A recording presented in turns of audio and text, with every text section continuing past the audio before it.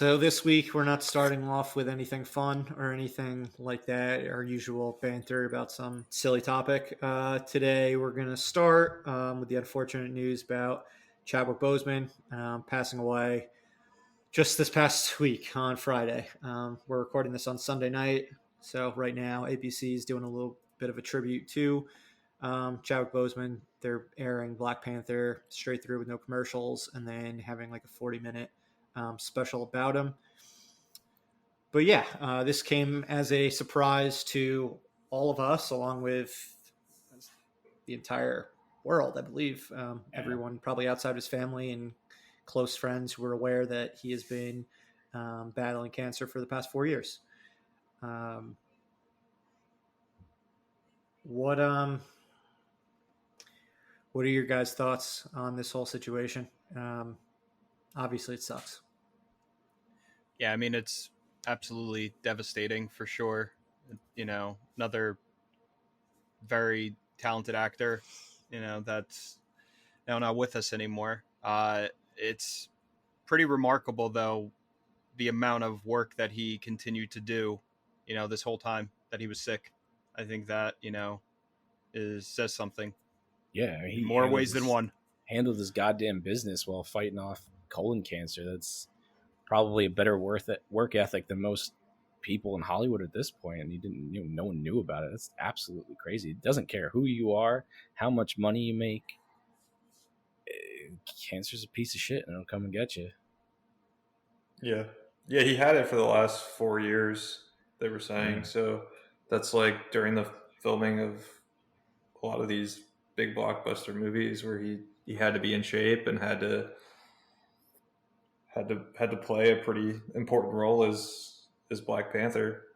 I don't know how you keep up with a Marvel training regimen, being a superhero and being cut out of your mind, like battling cancer. That's absolutely crazy. Yeah. And didn't he? Murph, what'd you say? I was going to say the fact that he did all that, like his career was really only like 7 years long. And over half of it, he had colon cancer, like stage 3, and eventually 4. During the biggest movies of his career, he had it. Black Panther, the Infinity War, Endgame, 21 War. Bridges, The Five Bloods. Civil War, I'm not sure if he would have had it at that point in time, but either way, probably by the time it was released, if you have stage 3 colon cancer and 4 years ago, he probably had it when he was filming Civil War. He just didn't know. Yeah, no, you're scary. You're right about that. What were you going to say, Corey?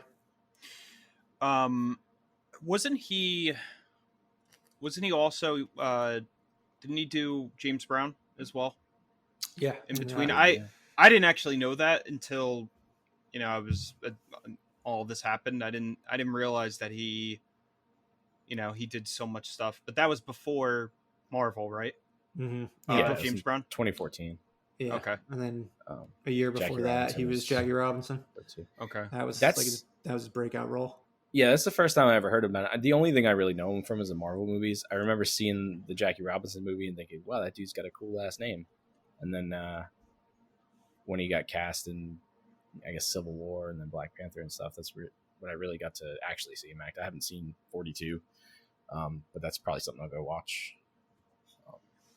Yeah, I added both those two movies to my...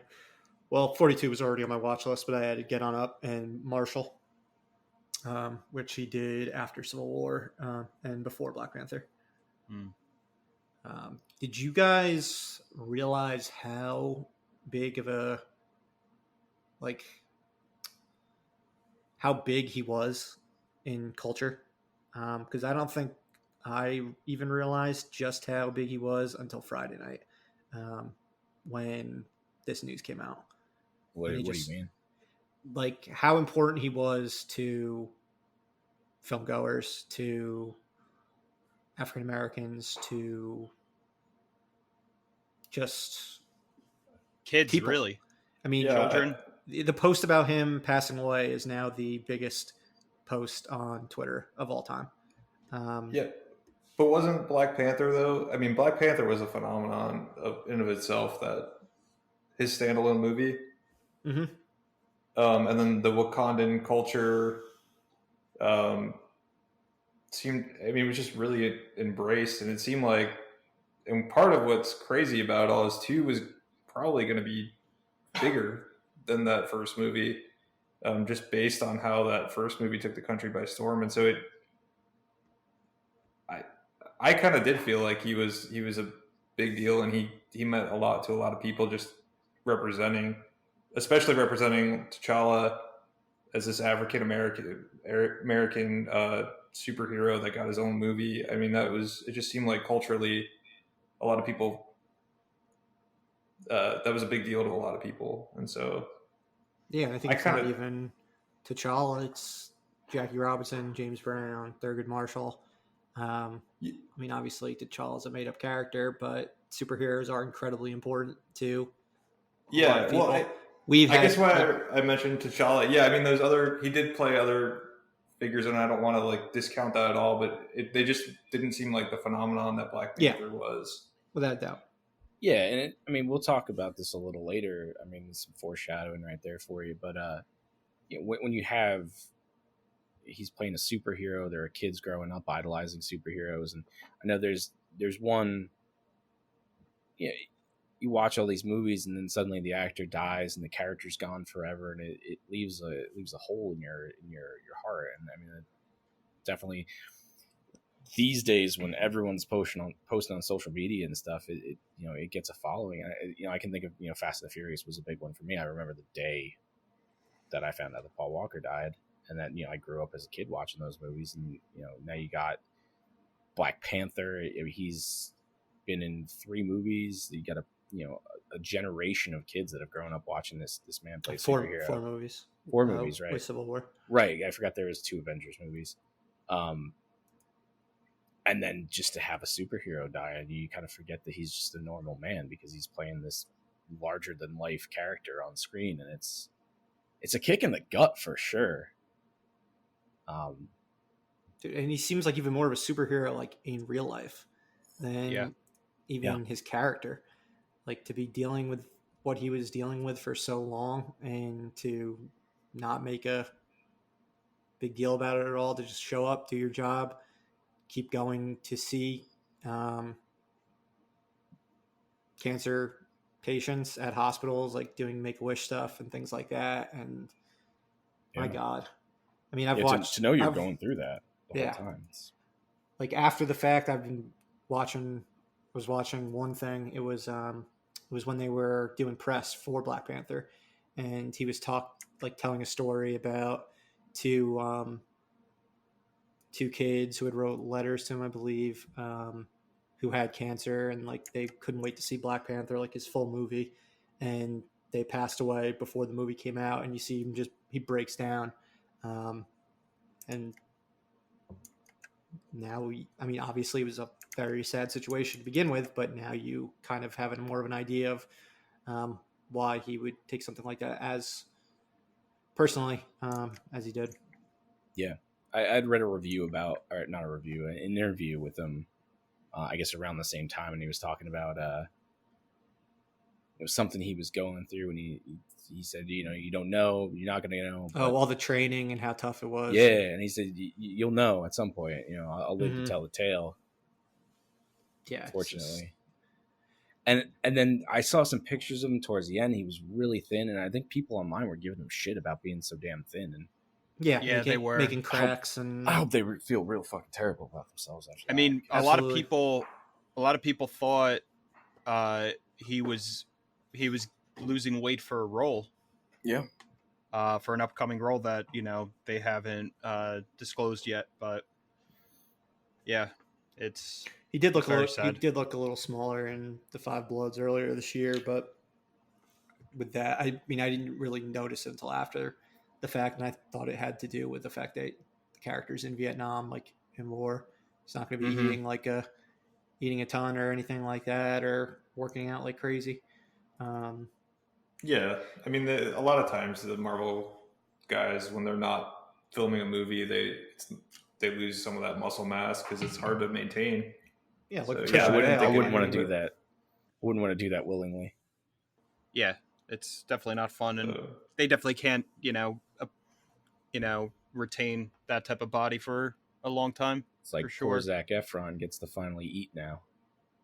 He gets to drink water and not be dehydrated all the time. Yeah, exactly. Yeah, it's not a But I sustainable guess lifestyle. no, not at all. But he does have one more film that's already like done in the can. I think it may come out this year. It's a Netflix film, not like a Netflix film, but one of the Netflix good films that probably would have a really be in theaters and not just drop solely on One they Netflix. purchased, or I think one. did they make this themselves? I think it's something that they made themselves, but it has like producers like Denzel Washington and stuff like that. Yeah, it's called Ma Rainey's Black Bottom. Has something to do with Ma Rainey, was the mother of the blues in Chicago back in the 1920s.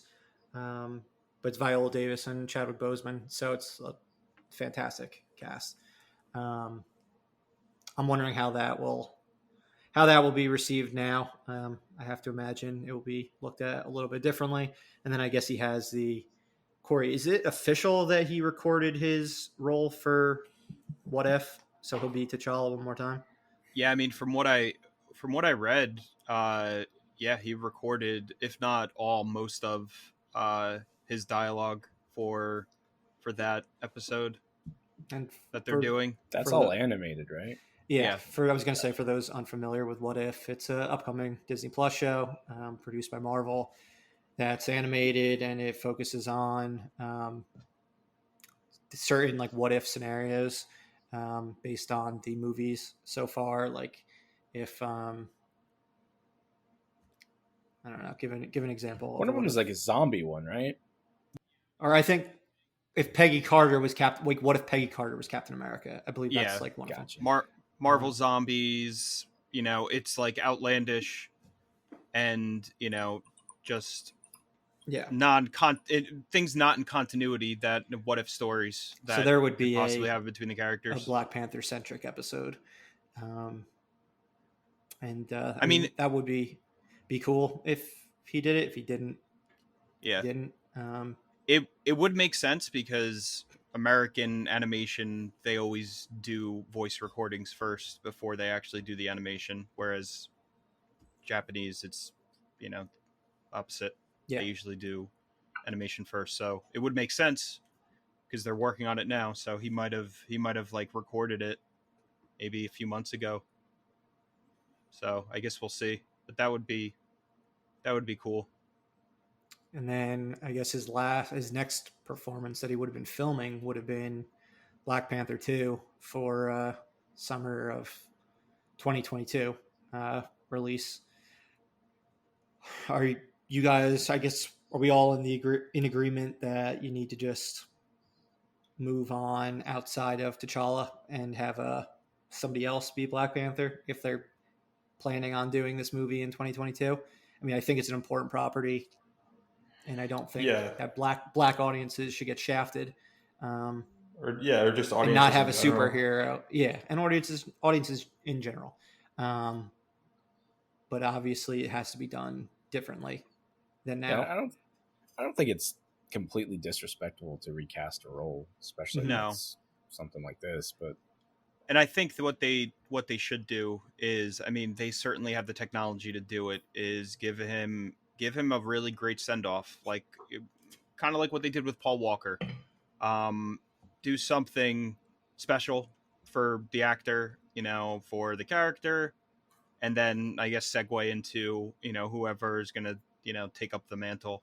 But they definitely should continue the films. I think it would just do him a disservice, he and everything that Clearly, positive that happened. Clearly cared about it. Yeah, for sure. To be keep put it going. Did they kill Michael B. Jordan at the end of Black Panther? They did. Yeah, unfortunately, they did. That's a shame because they could have brought him back and just made him. That's what I was thinking. I mean, but they could. It's it's the comic fucking book Marvel property, universe, right? Yeah, So you could bring him back. I feel like that'd be a great little thing. Just make him, because So yeah, I have my opinions about Black Panther as a movie, and I feel like he wasn't that tragic of a character. So at some points, it seemed like it wouldn't be far fetched if he just became good for no reason.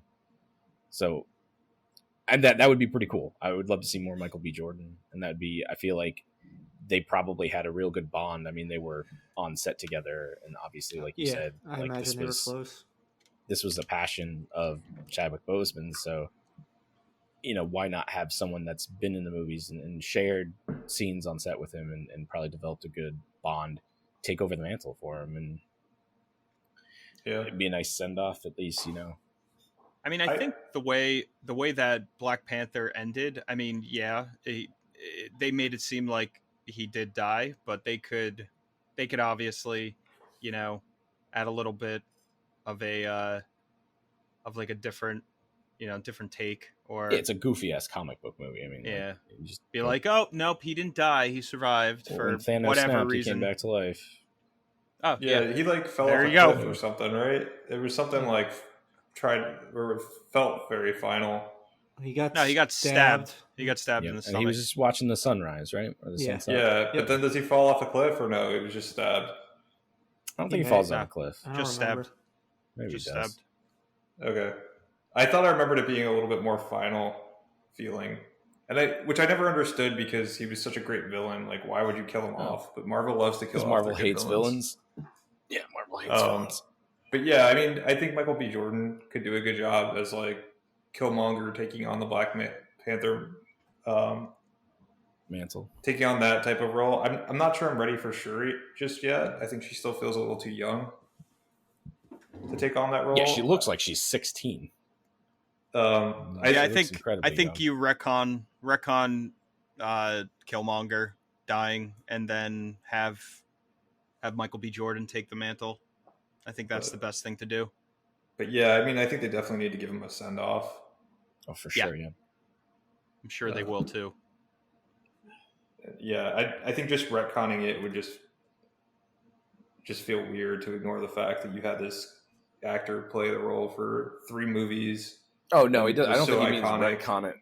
Yeah, I think they just need to just give him the send off he deserves, and hopefully, find someone that can fill those shoes.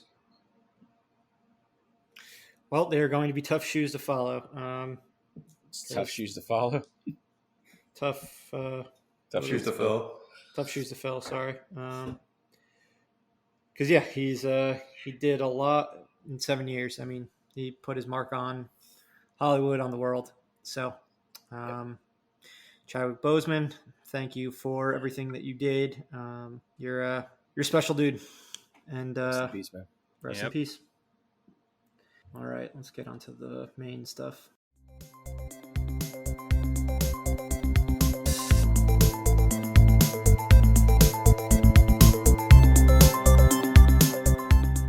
All right, welcome everyone. You're here with Corey, Doug, JP, and Murph at Live Breathe Film.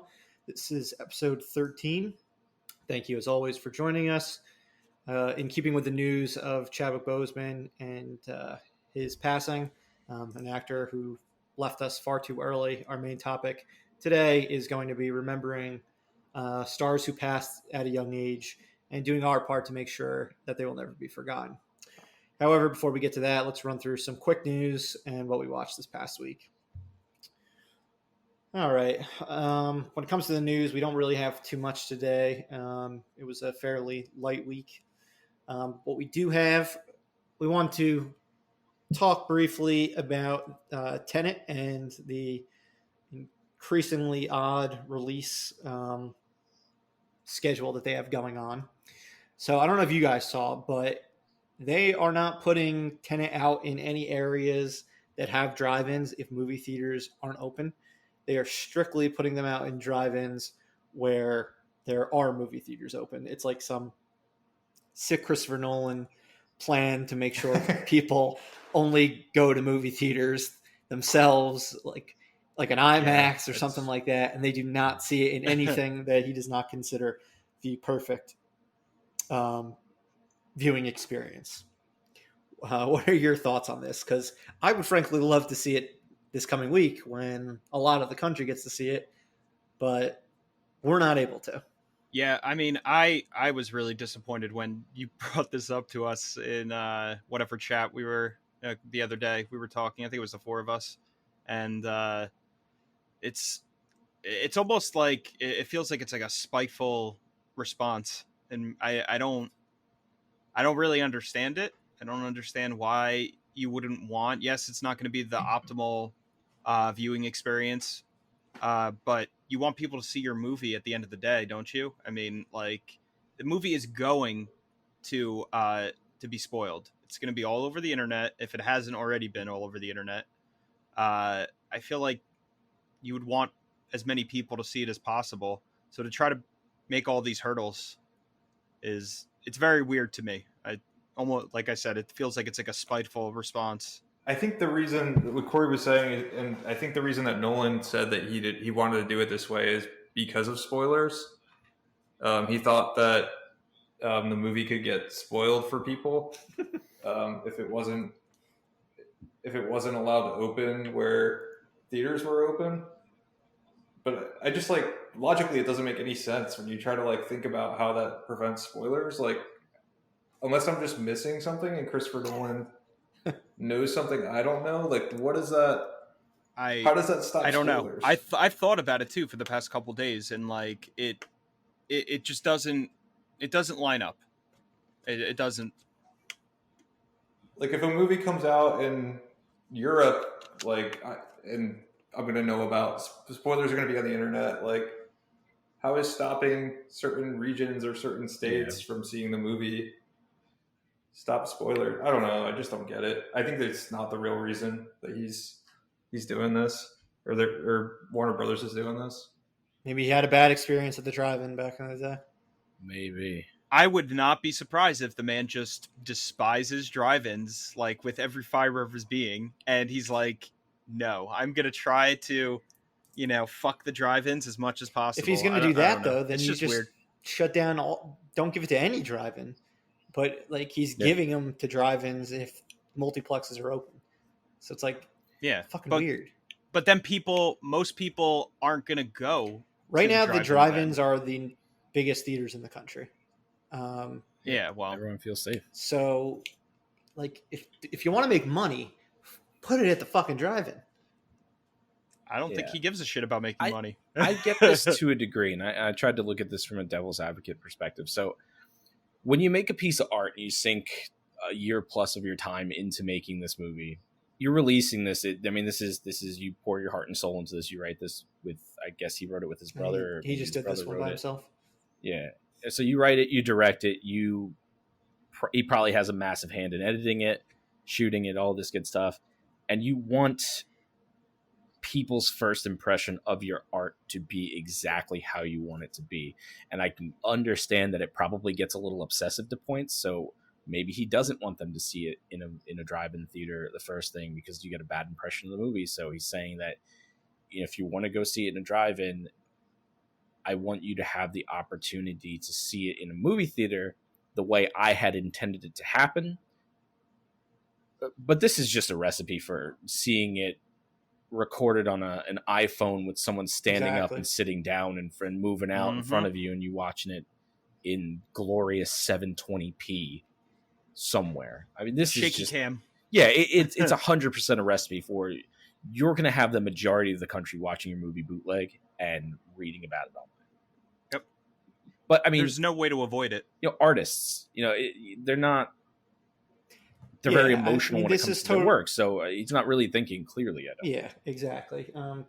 It's like Scorsese too. Like if he doesn't want to put something on Netflix first, and he wants people to see it in theaters, so Netflix puts it in theaters. But like, the world is changing, and these guys just gotta get with it. Like if people want to stream their shit at home, they're gonna stream their shit at home.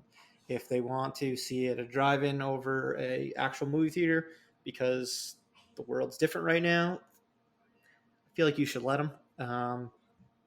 But I think it's the Scorseses and the Nolans that get the right to say, I'm not going to fucking change. Yeah, they're the only And ones that do. You're just going to deal with it the way we're going. Tarantino, And same they're way. the biggest. I'd imagine he would be the have same a problem way. with They it are as the well. big. They're like three of the biggest proponents of film. It's like those two, And Paul think Thomas about it- Anderson. Like, it's a very select Yeah. group of people. Think about it this way. Think about you spend a year or 2 years of your life writing a book, and someone tells you, look, COVID, people aren't going to go to the bookstore for whatever reason. It's books spread COVID-19, so we can't send it out. But we got this awesome audio book recorded for you, and it's recorded by who's a horrible voice actor, like this screechy, awful voice. Now, you know what? It's recorded This is by how we're Jim gonna send it Belushi. out. Yeah, it's recorded by Jim Belushi trying to be his brother. And that's how everyone's going to see this. This is how your movie's going to, this is how your book's going to come out. And you're like, well, fuck that shit. No. I said, it's only, if you want to put it out in audiobook, fine, do it. But, I don't know. It has to be out in bookstores as well. So people can make the conscious decision to want to do it. And it sounds crazy because who cares? Like, your audiobook's going to sell whether it's Jim Belushi or like Morgan Freeman reading it because they don't care. They just want to hear your book. But to you slaved over this. This is how they're going to see it for the first time. And I'll be damned if Jim Belushi's reading my goddamn audiobook. The one other thing that was like very shocking to me about this whole ordeal is that Warner Brothers is literally just bending over for Nolan. I mean, we haven't seen they owe him a lot.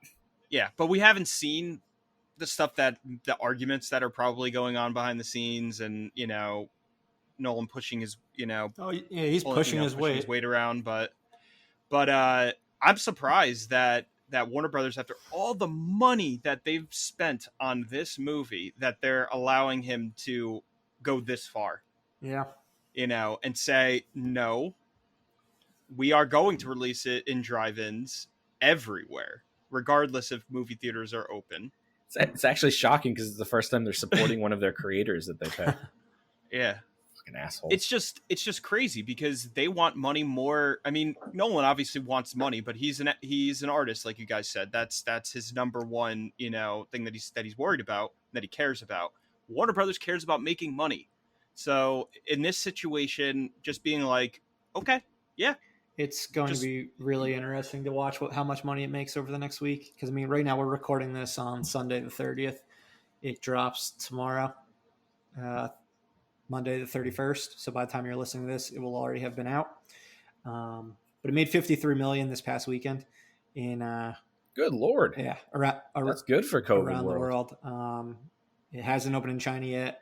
It opens this coming week in China. So that's going to be huge. Really interested to see how it does there. I think it's going to do significantly better than here. As far as box office goes, I think New Mutants made about was the number one movie this weekend. It made like $8 million. So it's going to be really interesting to see what Tenet makes next weekend. Since he'll probably be in a comparable number of theaters, if not less, because of the whole drive-in situation. I'm sure it'll be. But it's obviously significantly more anticipated than the New Mutants. Cell phone cameras are very, very good these days. So you're going to see like some nice, 720p pocket cam versions of the film, shaky cam. Are you going this week? I don't think so. So we would have to go to a drive-in, which is an option for us because it's also available in theaters, but I don't think we're quite ready yet to go back into the theaters. It's interesting that, we've got a couple drive-ins near us. It's going to be interesting with box office too, because theaters are still only at like a quarter or 30% capacity, right? So, and that's assuming, I mean, that's the max, but they're probably going to be lower than that based on just like the funky number that you're going to get that's in seats and all that. So it's not going to be comparable. Well, I mean, by any means to like a normal opening. You can devote more theaters to it because nothing's coming out. Exactly. That's what I was going to say. You probably have, it probably would make, if you did, because it's going to be most theaters, you probably have enough I'm saying, so if you're running it in 2 theaters, you probably have 8 theaters, so you probably have 4 times the amount of theaters you can play it in, but only at a quarter capacity. It should theoretically work out, but it's obviously not going to because people aren't going to go to the theater. Mm-hmm. Yeah, I mean, it basically has movies like Yeah. movie theaters to itself for the next month until Wonder Even the Woman small movie theater 1984 down the comes street out. has 8 movie theater or 8 theaters, and it's a closet. So it's Yeah. If it was out, I'd go see it in a movie theater. But When do you think it's going to be out by us? if it has anything to do with the people that run our state, fucking never. Yeah, I mean that because we're not getting movie like theaters that's back. the only way is. I mean, we could if we wanted to. We could go to Pennsylvania or we can go to Connecticut. Yeah, theaters are open in both those areas. Oh, for real? It's New York and New Jersey that aren't open. There's a movie theater out in the boonies by the Pennsylvania House. We'll probably go see it there. There's probably 17 people in the town alone. Well, he's talked about us the whole thing going to ourselves sometime this fall, so maybe that will be the way we actually see this film. This could be the way we see most films. We can just call ahead of time. Hey, is your theater empty? Yes, it is. All right, fuck it. We can have it all to ourselves. Man, that's assuming they have a phone. That's a big assumption. I don't see New Jersey getting that film until October. Yeah, it'll be on DVD by then. Warner Brothers has a really interesting 3-month deal with theaters for this film, so it has to be on a certain amount of screens over each of the next 3 months. They put every incentive that they could to make as much money back as possible, and it will mean it probably runs till Dune comes out in December everywhere. So I think they also took a substantial cut of ticket sales, right? 66% on this deal. Movie theaters aren't going to make any money off of this. They're going to go bankrupt playing this movie. The goal for Christopher Nolan was to save movie theaters through Tenet, and it seems like they're trying to effectively kill movie theaters.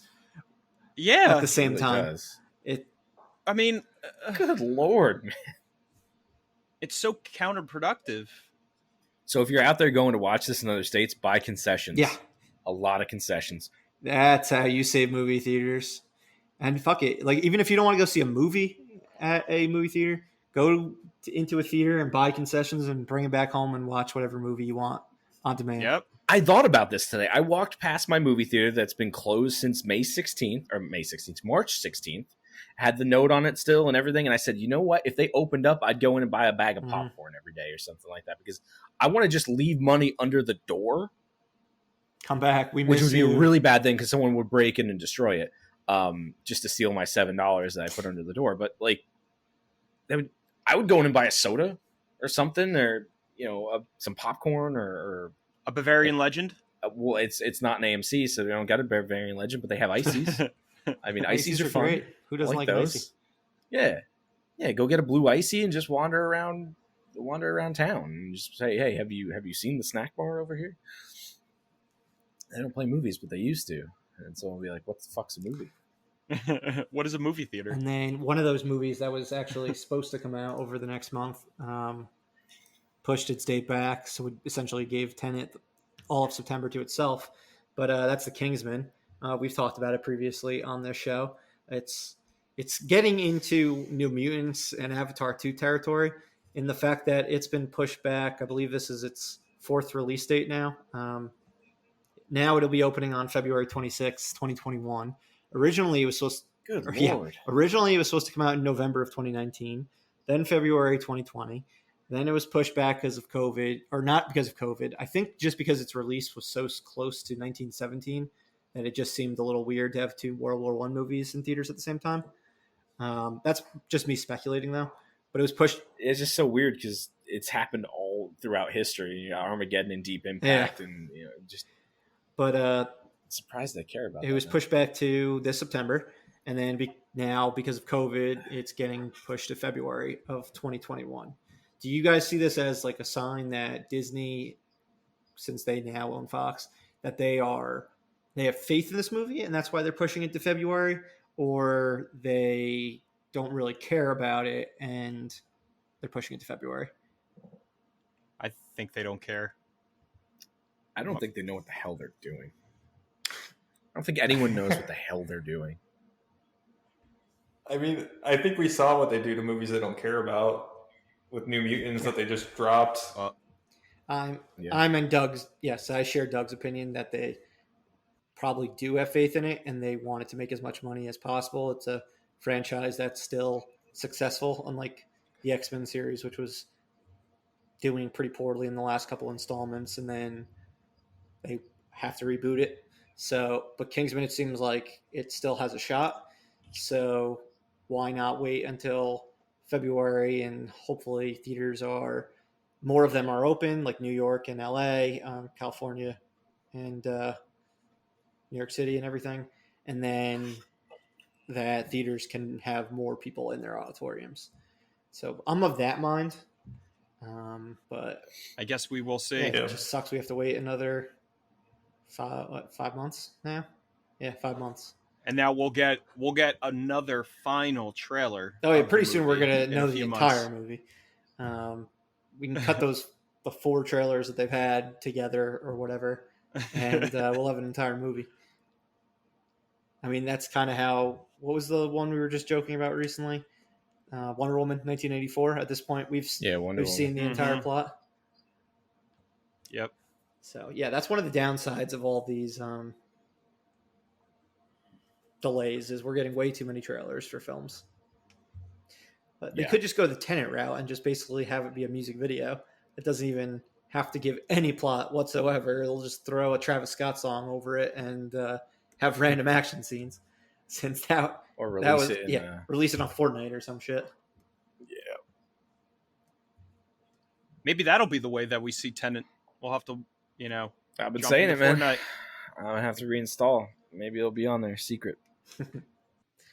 And then lastly, not really, semi-news adjacent, Doug wanted me to remind you that The Boys Season 3 starts this coming Friday on September 4th. The first 3 episodes will be on Amazon Prime. We will absolutely be talking about it on our next installment. So catch that over the next week.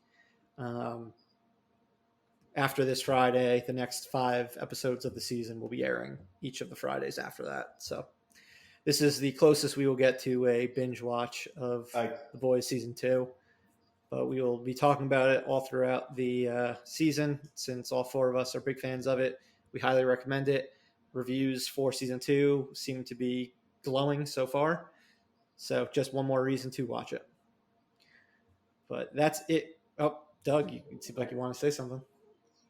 No, I was just going to say I can't wait till Friday when we get 3 new episodes. Yeah, I thought...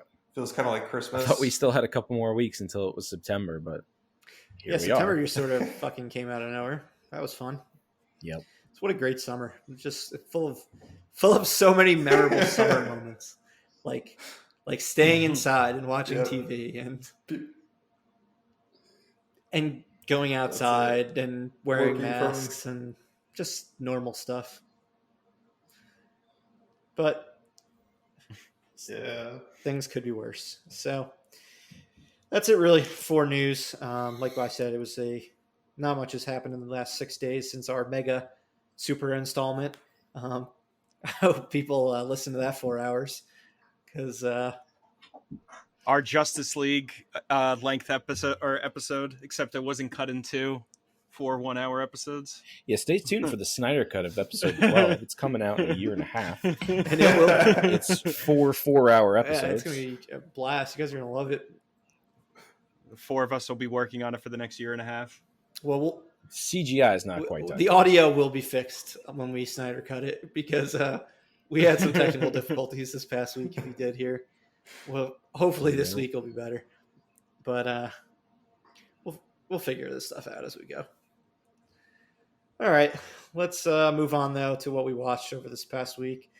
Corey, I believe you were on iTunes again, downloading movies. So, what do you got to talk about? Yeah, I mean, I went down memory lane a little bit and watched the Metallica documentary, the Some Kind of Monster, from 2005. I think that's when it came out.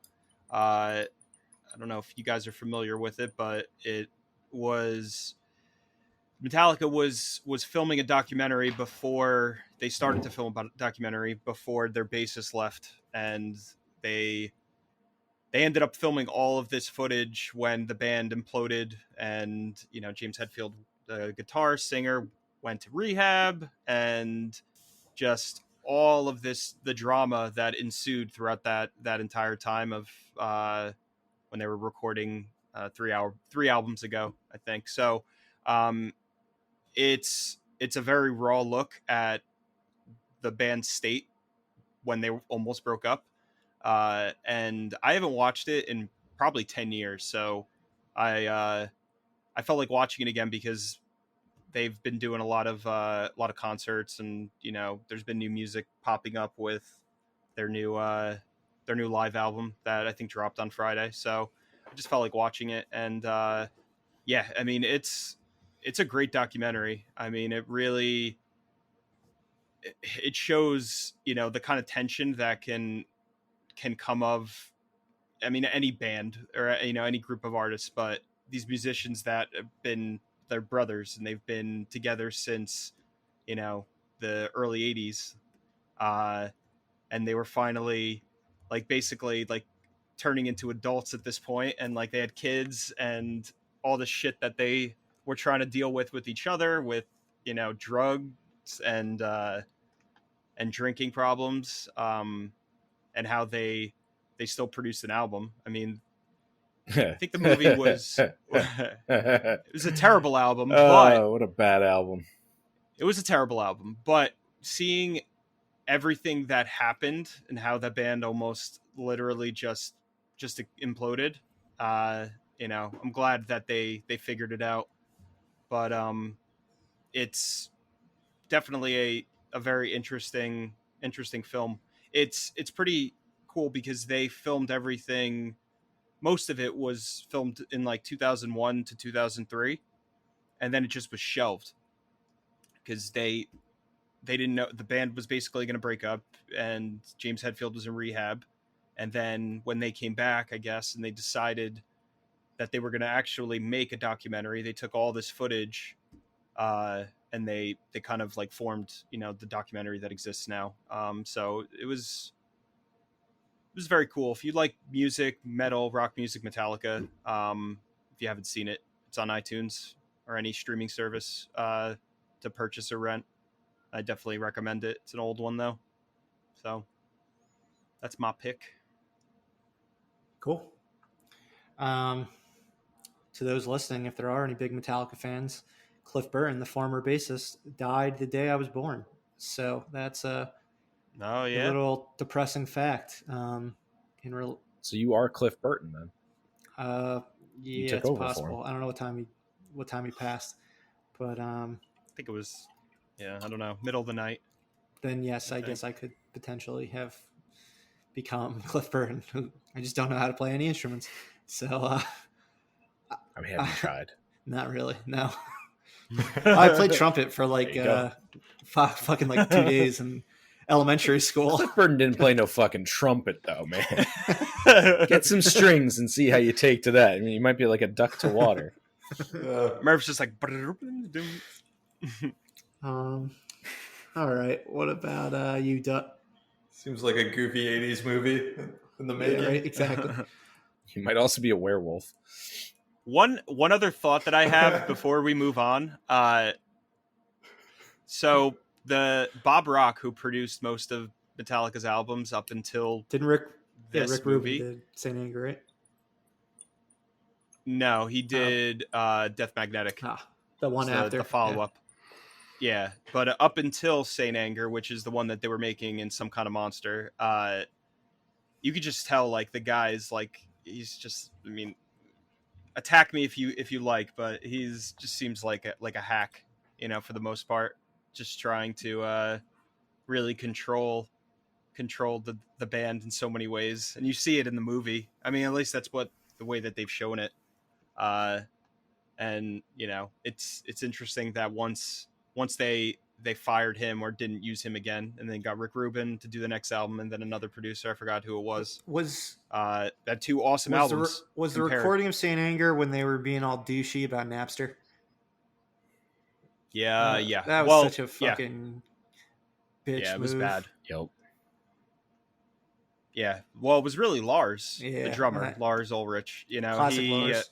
He became hated by, like, even fans started to hate him because of what he was doing. But I mean, he wanted a piece of the pie, Yeah.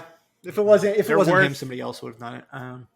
And we would have ended up in the same place we're at now, streaming. So, well, people did. There was a lot of people that followed him that don't get nearly as much slack. yeah, it's just he was the loudest and like the first and loudest. Yeah. I mean, those guys are worth like $300 million, which is insane. I never realized that, but I mean, they have like an empire. So I guess even at the time, even at the time, they were super popular when Napster was a thing, and they felt like they deserved their royalties, which they do. It's their music. So, but I think the way that he went about it was not the best. Napster, we hardly knew ye. Didn't South Park? What's that, Doug?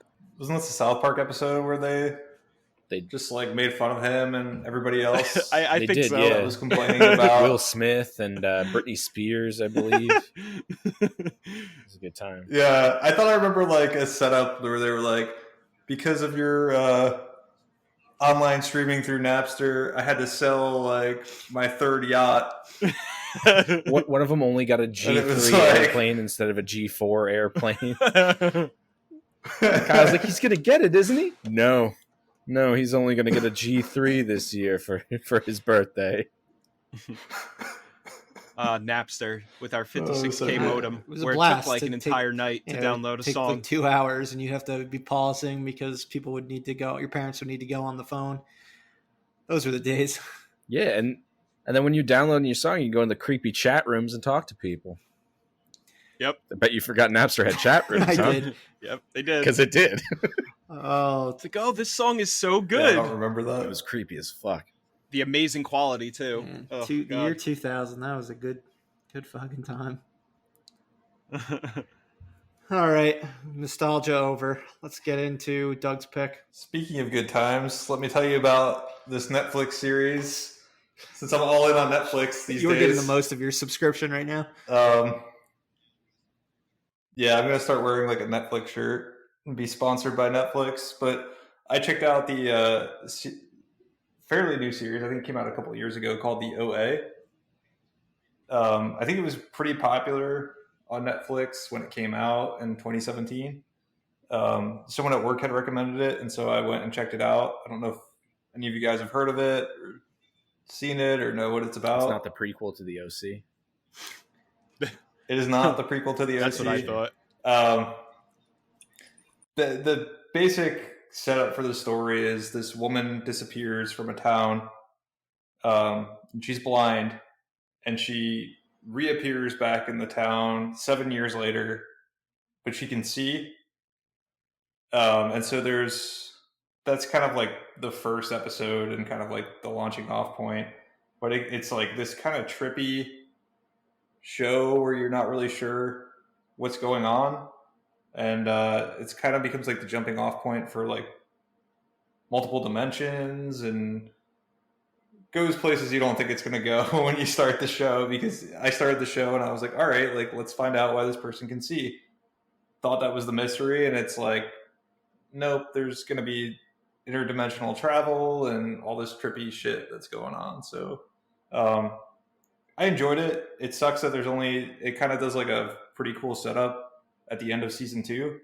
And then Netflix, in their infinite wisdom, decided to cancel the show, because I think that's what gives the folks at Netflix the most joy, is finding things that people like and then cutting Nothing it. makes them happier than canceling the show.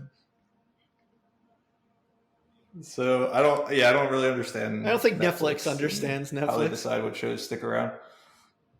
Yeah, it's just bizarre how many shows they cancel. But yeah, this was another one of them. It's fun to watch. It's a quick watch. It's only 8 episodes per season. Don't get too Each attached. episode runs from like it started. Yeah, it's like 40 minutes to an hour per episode, and it's kind of neat. It's got was it Jason Isaacs? I think. Ooh, Lucius Isaac Malfoy. Isaac Jason. Talking about Lucius, Jason Isaacs. Lucius Malfoy. yeah. Yeah, Lucius Malfoy, and he's also the Patriot fame. The Patriot, yeah, the British bad guy. Which it took me a little while to even recognize him because he does like a flawless American accent, and he's really great in the show. I like him a lot.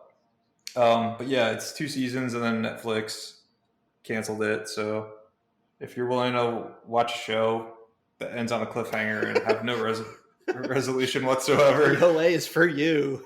Check the show out. Yeah, but it was good. I enjoyed it. It's not mind-blowing, but I like that it was like unique. They kind of took it in like a lot of crazy directions. Like I said, the interdimensional travel I didn't expect to be a thing when the show started. Oh, it's also got Phyllis from The Office. I'm sorry. Who is that from The Office? In the show. Oh, Phyllis. Oh, really? Interesting. Yeah, I haven't seen her in anything since The Office. yeah, she's in the. Yeah, she's not great, but she's in it. But yeah, that's the OA. Jason Isaacs is like definitely like the standout to me. Well, all right. He's kind of like this creepy, somewhat villainous character. It's what he does best. Yeah. I mean, don't worry. That's what he does. Don't worry, Doug. Maybe Netflix will buy the rights to the show and revamp it for a 3rd season like they always do, right? They'll buy their own. It's their show. I know that's the joke. They'll buy their own show and revamp it for a 3rd season. No. Because they also do that. I checked on like Reddit to see like what people were saying, and people are like desperately hoping that Netflix sells it to Amazon, and Amazon makes a 3rd season. I find that so strange. But I don't know. And this is why Netflix this is cancels why the some show. people are scared to watch like TV shows when they're originally airing. They wait till it ends to find out if it actually A, ends satisfyingly, and B, actually has a clear ending at all. Mm-hmm. Yeah. But what's weird about like regular network TV is it seems like they actually give their shows like a lot of times, like if it's made it to season 2 and has a following, they'll like renew it for a 3rd season. Whereas like Netflix, like I don't know, unless it's like a breakout hit, they're just we're unless good. It's fucking Stranger Things level. Like you don't really have the greatest of odds when it comes to being renewed. Or an Adam Sandler movie. Yeah, well, or 5 Adam Sandler he's safe. movies. All right, JP, you delved back into a popular trilogy from the 2000s. Back to the nostalgia. Let's do it. Yeah. Saturday was a weird day in my household. We fired up Disney Plus and we watched Pirates of the Caribbean: Dead Man's Chest. Great movie.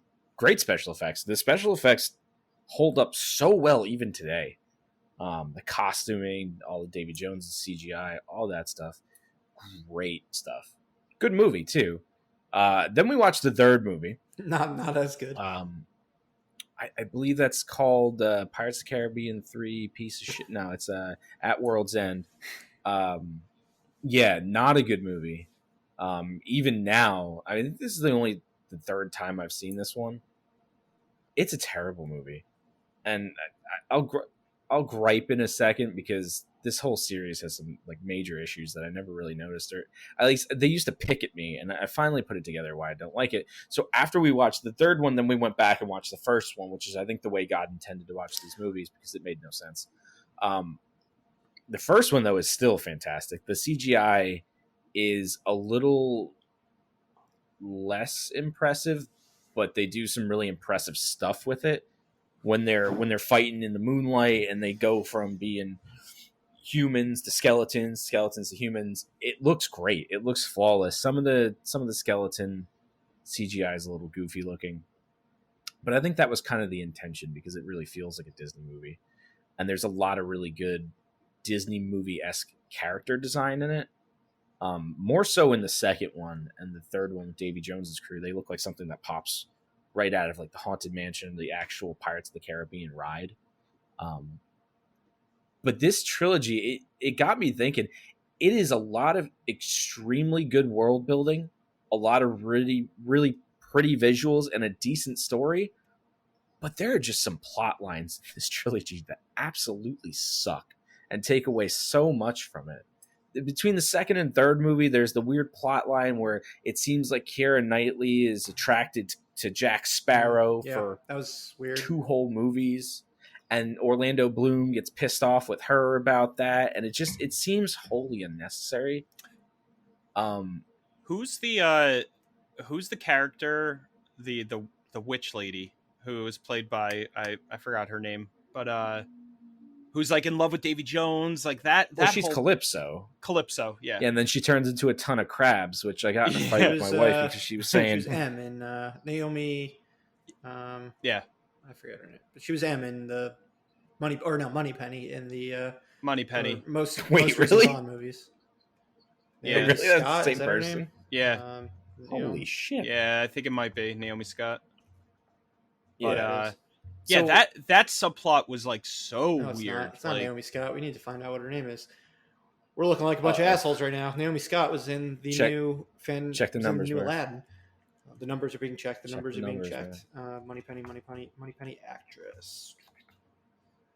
Naomi Harris. Naomi Harris. There You got the there first you name go. there. I think that's better than we normally do.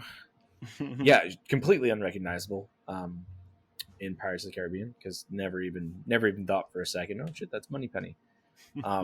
Yeah, so she turns into the crabs and then disappears into the ocean, and that's apparently part of the myth of Calypso. I said, I mean, that may be, but it's still stupid, so I don't understand why you do it. It just looks dumb on screen. The third movie has so many issues, and the one thing I never noticed is that the third movie is essentially the first quarter or half of it is just loose ends from the second movie.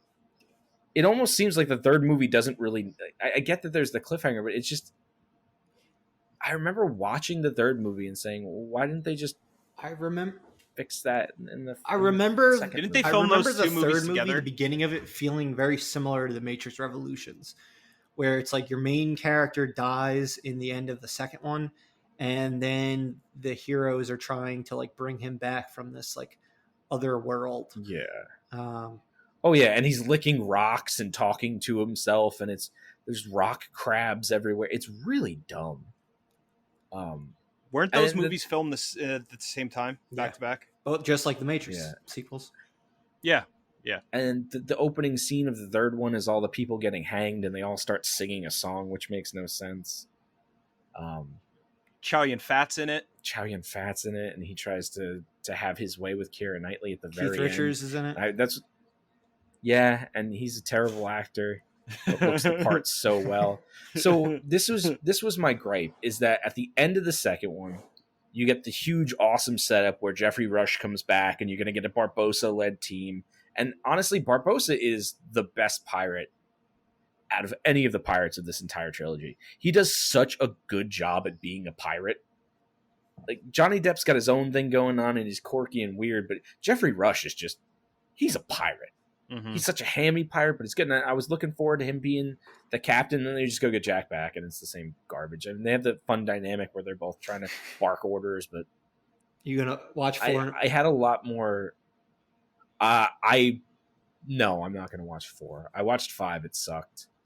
I watched 4 earlier this year. It was the first time I had ever seen it. You didn't like Dead Men Tell No Tales? That one? No, it was absolute trash. I thought Javier Bardem could save it because he's a juggernaut of an on-screen presence, but it's just a weird, stupid, convoluted plot, and then it was way better than the third one. Will Turner's kid? No, I don't think it's way better than the third one, even by a little bit. I thought those last. I feel like I've seen 4 because I feel like I've seen Ian McShane walking around being Blackbeard, but I don't remember it at all. Penelope Cruz was in it too. Yeah, it was I like a don't buddy remember movie. Penelope. It was a buddy movie with Jack Sparrow. Yeah, I don't know. I had Jeffrey Rush was in it. my love for these movies has Jeffrey Rush he's part of like the East India Trading Company at that point, right? Yeah. So I think I've seen Sounds it. I like know you've all seen these it. little things about it, but I don't remember it at all. Yeah, my They're love for all these movies. they all feel so rose interchangeable, tinted and glasses. they are all so fucking long too. They're like kids movies that are very violent and almost all 3 hours. They are incredibly violent. I just don't know why they're all so long. They don't need to be that long. Yeah. We were up until about 2 a.m. I think that's when the first one finished. So yeah, go back and watch at your own peril. I would recommend just watching the first 2 though, and at the end, David Jones wins and everything. Just don't watch the third one. Well, all right. But yeah, if you're interested in watching those movies or the 2 sequels that we just made fun of, they're all available on Disney Plus. Good times. All right, and then I continued my TV watching this past week. Since both of the movies I watched, we are going to be talking about shortly after this, because a bunch of us watched both of them. But the TV show I did start watching is Killing Eve. It's a weird show. Wife loves that show. Who does? My wife loves that show. It's fucking weird. But Phoebe Waller-Bridge of Fleabag fame, she wrote and was the showrunner for season 1. I believe this was the reason why she got hired by Daniel Craig to polish up the script for No Time to Die and not Fleabag, since this deals with British intelligence and trying to hunt down a psychopathic assassin. So it stars Sandra Oh and Jodie Comer. I'd never seen Jodie Comer in anything before, but she plays the assassin, and it is a really interesting role and something I've never seen in a different portrayal of a serial killer. Because she's not technically a serial killer, but the fact that she is absolutely a psychopath and kills people all the time, but she gets paid for it, I'm going to qualify her as a serial killer. And she's just like kind of has a magnetic screen presence. Like she does truly fucking horrible things throughout the season, but you like can't take your eyes away from her, and you're never fully rooting against her, despite the fact that she's killing like characters that you like and all these other things.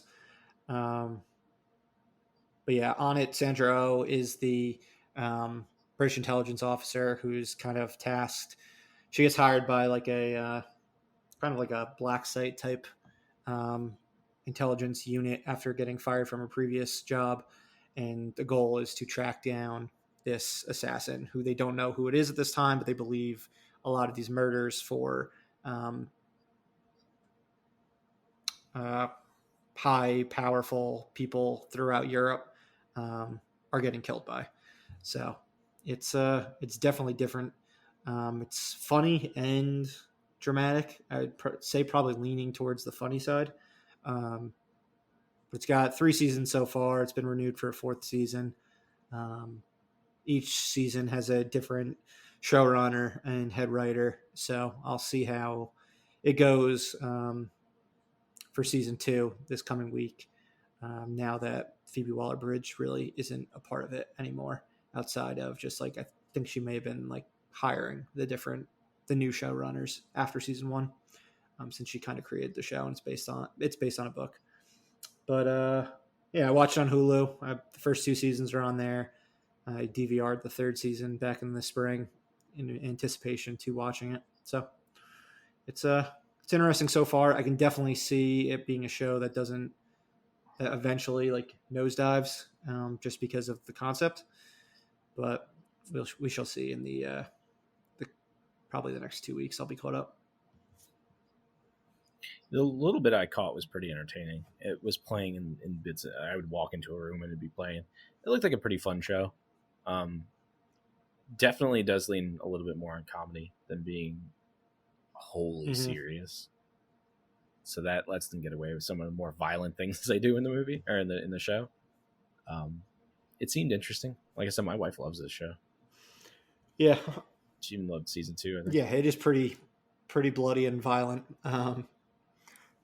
But I'm excited to see what this Jodie Comer has to do in films in the future. I know later this year she's in that Ryan Reynolds film, Free Guy. She's the main female in the film. And then next year she's in The Last Duel, which is starring Matt Damon, Ben Affleck, and Adam Driver. And Ben Affleck and Matt Damon wrote it, and Ridley Scott directed it. It was supposed to come out at the end of this year, but got pushed because of COVID. So it seems like she's got a bright future ahead of herself. I think both her and Sandra Oh have both won the Best Actress Emmy over the past 2 years. So it's got some prestige behind it. But yeah, that's what I've got in regards to Killing Eve. But then for things that a couple of us watched this past week, the first one is Bill and Ted Face the Music. So the third and highly anticipated sequel to the to Bogus Journey, 29 years later. Doug and I believe, are the only ones who've watched it so far. So we're not going to go into too many spoilers or anything like that. More just our reaction to the film. But Doug, did you buy it also? I bought it on Amazon Prime. Yeah, I bought it on Amazon Prime too. I tried to buy it on, was it Vudu? Yeah, Vudu. VUDU. Because if your first purchase, it gives you like a percentage off, and it would have brought it down to like $18. But it wasn't working this morning, and I only had the window to watch it this morning, so I just bit the bullet and bought it on Amazon Prime too. What did you think about the movie? Before I get to the movie, I do find it interesting the way that Bill and Ted did it, where you could rent the movie for $20 or buy it for $25. I have to. Yeah, I have to think so many people just went and bought it, because that price difference is so minimal. And if you like the film a lot, you might as well hope you like the film a lot and just pay the extra $5, since that's what you and I both did. But as for the quality of the film itself, I thought it was good. I didn't think it was as good as Bogus Journey. I think at this point, I've watched all three of them over the past month. I would probably say Bogus Journey is the best one. And I'd put this one on par with Excellent Adventure. The reason why Bogus Journey gets the leg up is just fucking weirdness of the film and just the experimental nature, while this one feels more similar to Excellent Adventure for at least half the storyline. It kind of feels like a little bit of a retread. Yeah, to a degree. Movies. Which, I mean, it's a trilogy, so if you're going to wrap it up, that's not too outlandish to kind of make sure you touch on things you dealt with in the first two episodes. We got a few new characters outside of just Bill and Ted.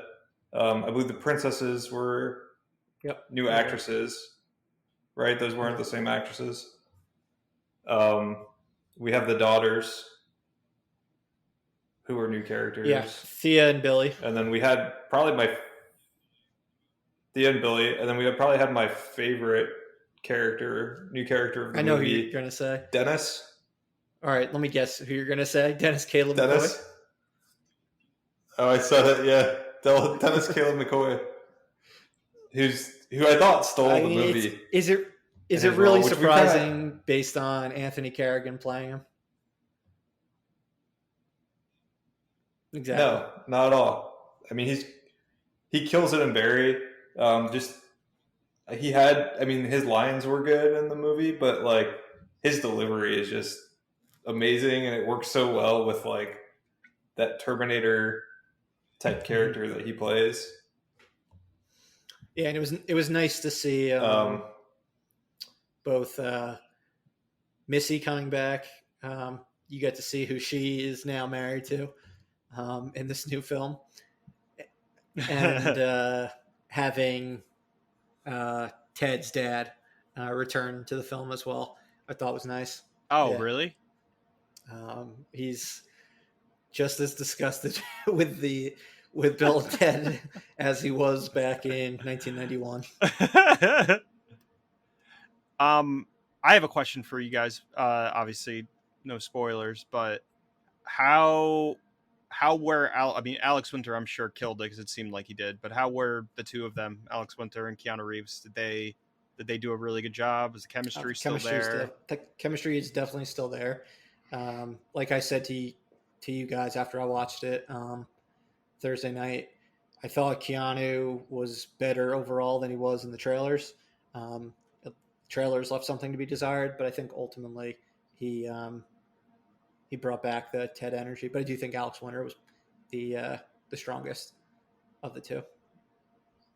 yeah, I completely agree. I think Keanu. I mean, he still felt a little different. I mean, he can't help the fact that his voice sounds completely different than it did. Mm-hmm. Yeah, it'd be like having Al Pacino play Michael Corleone now. Like he doesn't sound anything like he did in the 70s. Yeah, he doesn't sound anything the same. I still thought he looked a little stiff, but like he had. I think what really helped him in the movie is like his chemistry with Alex Winter was still there, and so that they still like when they interacted, it was just you still kind of felt that magic from the first two movies. Mm-hmm.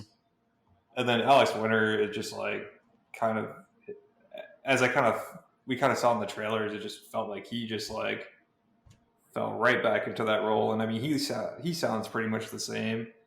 And I mean, he looks a little older, but he looks pretty much the same too. Yeah, he really does. Mm-hmm. So it just like, it was a lot easier for him to just kind of, for you to just like see like that character again. Dude, I don't know what it is about Keanu seeing. I think it still felt like Bill and Ted. Sorry, what was the last thing you said, Doug? I was just going to say it still felt like Bill and Ted. It still felt like the characters. It didn't feel like I don't know why. It didn't feel like a copy. Exactly. And I just don't know why. Keanu just looks so much different now when he doesn't have a beard. Than in the, like, even going back to the 2000s. I think just once John Wick came out, like, you just become used to him having a beard. So yeah, maybe when they do Matrix 4 in 2 years, when he probably has short hair again and doesn't have a beard, he'll look normal as Neo.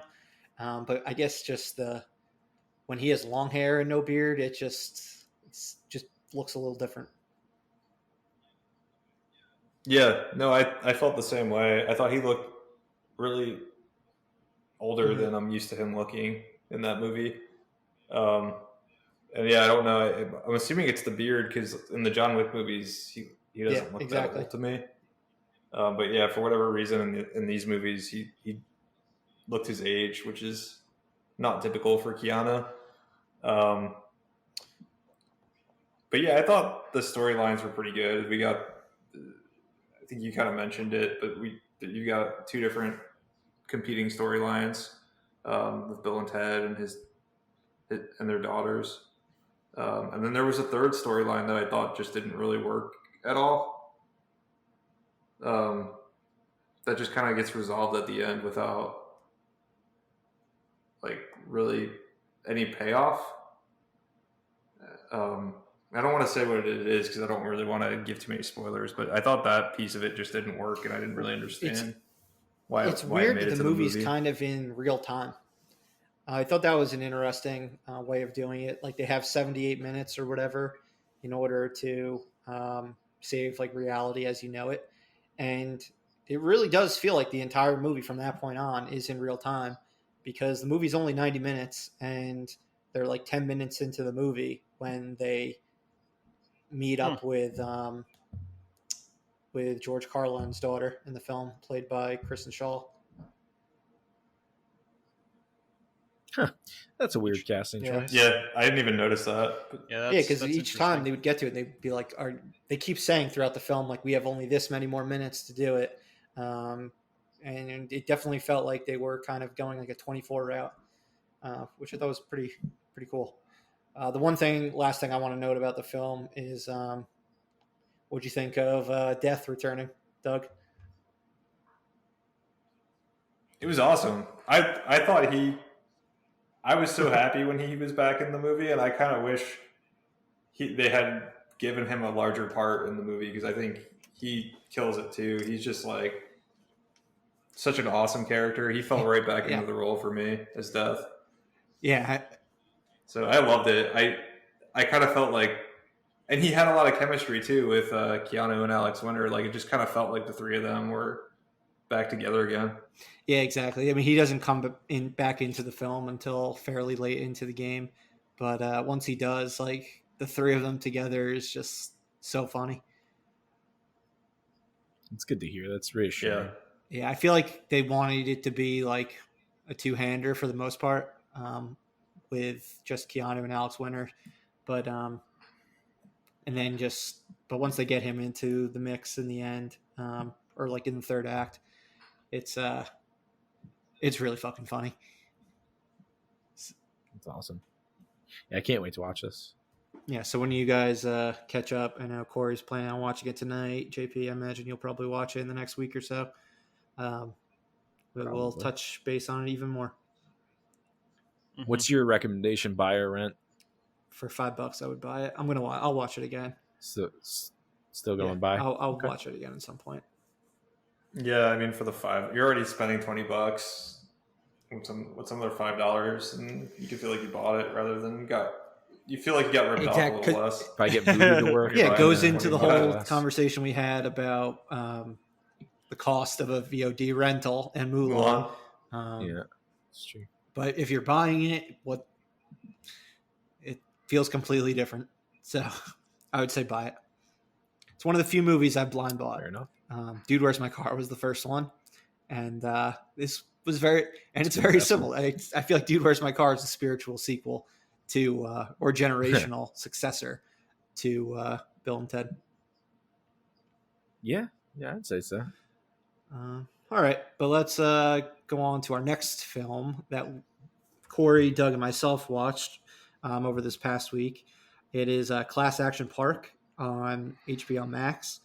So what it is about is a documentary about a water park, amusement park up in Vernon, New Jersey. So within an hour of where the four of us grew up. And it was around from, I believe, 78 to 96. So none of the four of us ever went to it.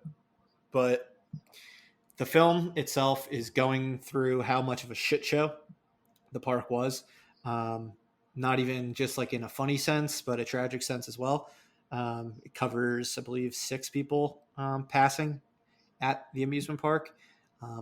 Multiple people dying on the same ride or pool. So like it is fucking batshit insane. Basically looked like it was a place run by teenagers, and this being primarily the 80s when it was going around. It's just no parental supervision and just absolute chaos. They show how they came up with the various rides that they did. There was no legitimate like engineering that went into the creation of these rides. It was just who can come up with a crazy idea and then let's try to make it work. We'll pay our employees $100 to test it so then we can actually have the ride start. But it didn't go well. Yeah, that was one of the craziest parts I thought about the documentary was especially the ride that I think you or that they talked about with the $100 is there was a ride called Cannonball Loop Slide. Yep. Which was basically a water slide that did a complete 360 loop and then went down into the water. and they didn't really do like what they described it. There was like no real research done into like how the physics would work to pull this off safely. And the way they tested it was they would pay these, I think they were kid employees, like $100 to just go on the slide and test it out. And so I think they described like just like going over the loop, and of course it's not like designed really well for like a person to do that. So they'd like they'd go like up in the air and hit like the top of it and like fall back down and hit the bottom. They said that there was like if the top part that a lot of kids would hit, there was like teeth up there. Yeah, there were teeth lodged in the apex of the. They're like, why are people coming out of this all like cut up?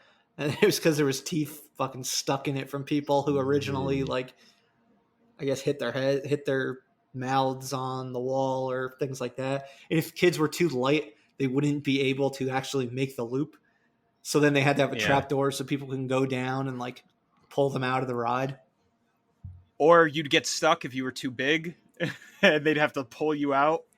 But did that trapdoor come after the first person got stuck, or before? I don't know. Because imagine, they didn't imagine being the first person getting stuck in that slide. That is a claustrophobia nightmare. And it's a dark tunnel. You can't see where you're going.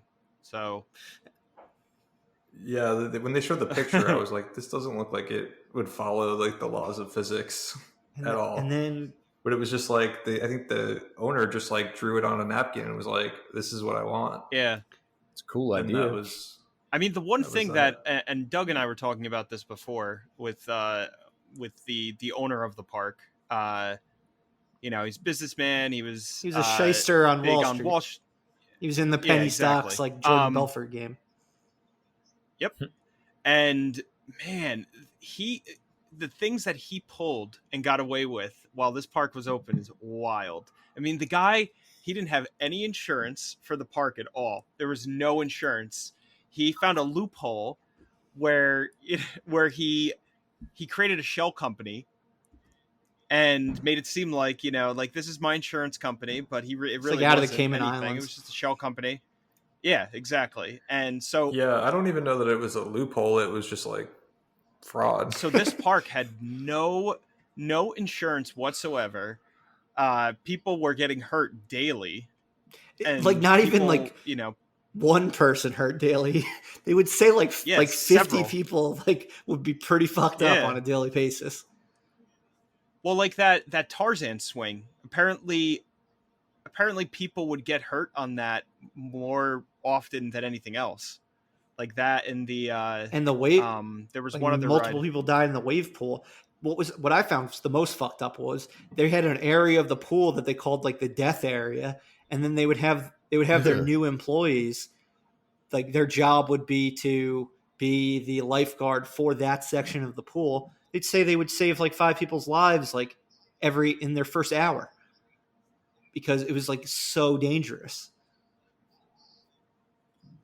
And then they'd give people wristbands that said, what was it? CSD or CFS, something like that. Can't fucking swim. CFS, yeah.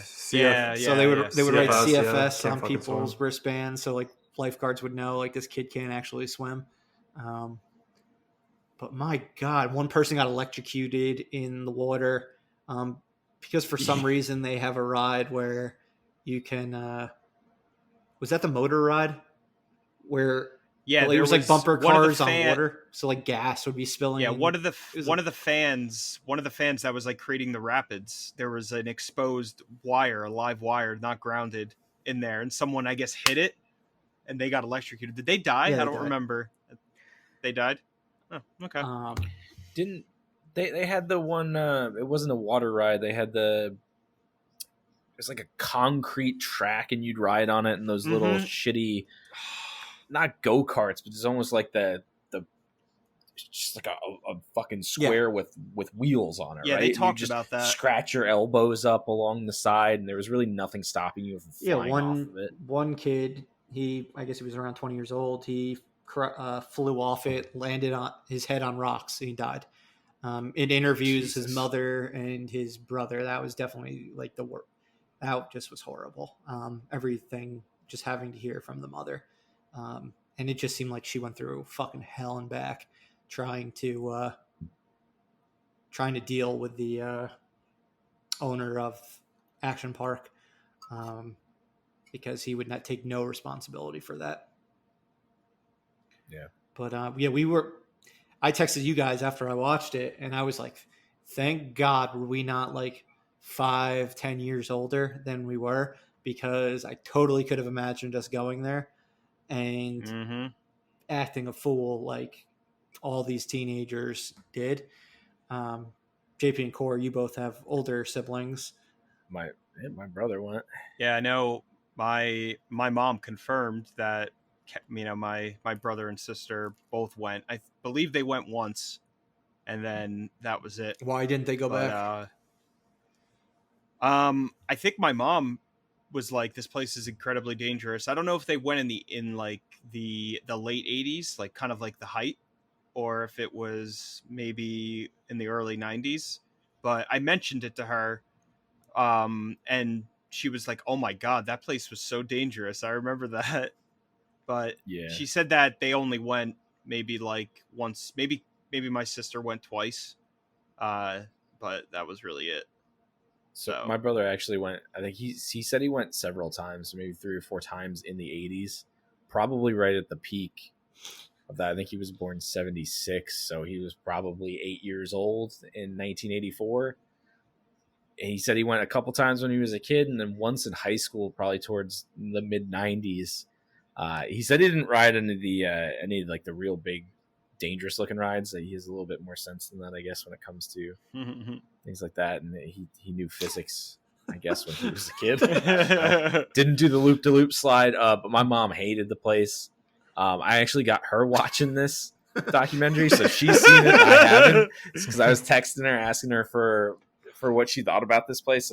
So she's watched it now. Did your dad watch it? No, my dad didn't watch it. My dad was making chainsaw art out in the middle of nowhere. Dad doesn't give a shit about this. My dad would probably go there now.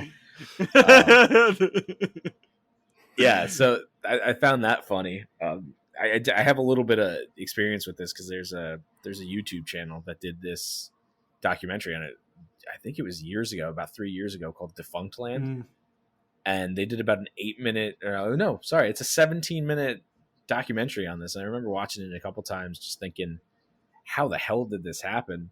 So if you guys want a little bit more of a background with it too, they did a episode of it, and they did a podcast for it. And that's kind of their thing. They go through weird old like theme park things that existed at one point and don't exist anymore. It's an interesting read. Man, what a fucking nightmare that place was. Yeah, I'm pretty glad we didn't go, because I think I'd be too afraid to do most of the things, but I mean, going in a goddamn wave pool, and they would like have alcohol right by like bad. The rides. Like, it just seemed like a fucking disaster made to happen. Well, look at the motor cars and like that boat ride. People would go to the beer tent. They'd have like this giant beer tent. People would get drunk and then go and drive motor cars and those like speedboats. And apparently the lake was like infested with snakes, and there was like oil and gasoline infested in the water. Oh my God. Yeah, it's bad news. I was telling my mom about it and my dad, and she's like, yeah, I never took you there when you were kids. I'm like, yeah, I know. I would remember if I had went there. It closed when we were all 9 years old. So we were lucky. It's amazing that it stayed open. It stayed open for that long. Why? Like, why? How and why did the state of New Jersey just allow that shit show to go on for so long? Money. I mean, they brought a lot of money. They basically were very straightforward. That it created a lot of jobs. It brought a lot of money. Brought a lot of tourists. I mean, they were talking about how they had the Playboy Club in Vernon at that point in time in the 70s, 80s, which my dad went to. I asked him about that also at the same time. But I went there when it was another resort later on. It's not there anymore. It was called Seasons, I think. I went like family vacation, but it was the old Yeah, the old Playboy And they Club. also made it incredibly difficult to deal with it, to like fight the guy that ran it. So they just kind of gave up. It's fucking crazy, but it's part of New Jersey history at this point. Have any of you guys been to like the reopened, Mountain Creek reopened, where they've actually made it I've safe? never been to Mountain Creek. Mountain Creek. I'm not a water park person. Me and my brother have gotten injured way too many times at water parks. I just don't like them. What's interesting is like they kept a lot of the rides that they describe in this documentary, but they safened them up so that they could probably get insurance. Yeah. And not have quite as many lawsuits. So like the Tarzan swing exists, but they added padding and made them handlebars instead of just like a rope that you hold on to. There's still like a wave pool. But I imagine it doesn't get as wavy as the old wave pool did. And like, so they still have a lot of these rides, but they just safeten them up a little bit. And it seems to get like, I've got a few times, it seems like the action park legacy doesn't prevent people from going. It seems like they do pretty well. Do they still have the loop? No, they do not. No, the loop is gone. Or that I don't think they could have found a way to make that safe. That ball that they described that you just like.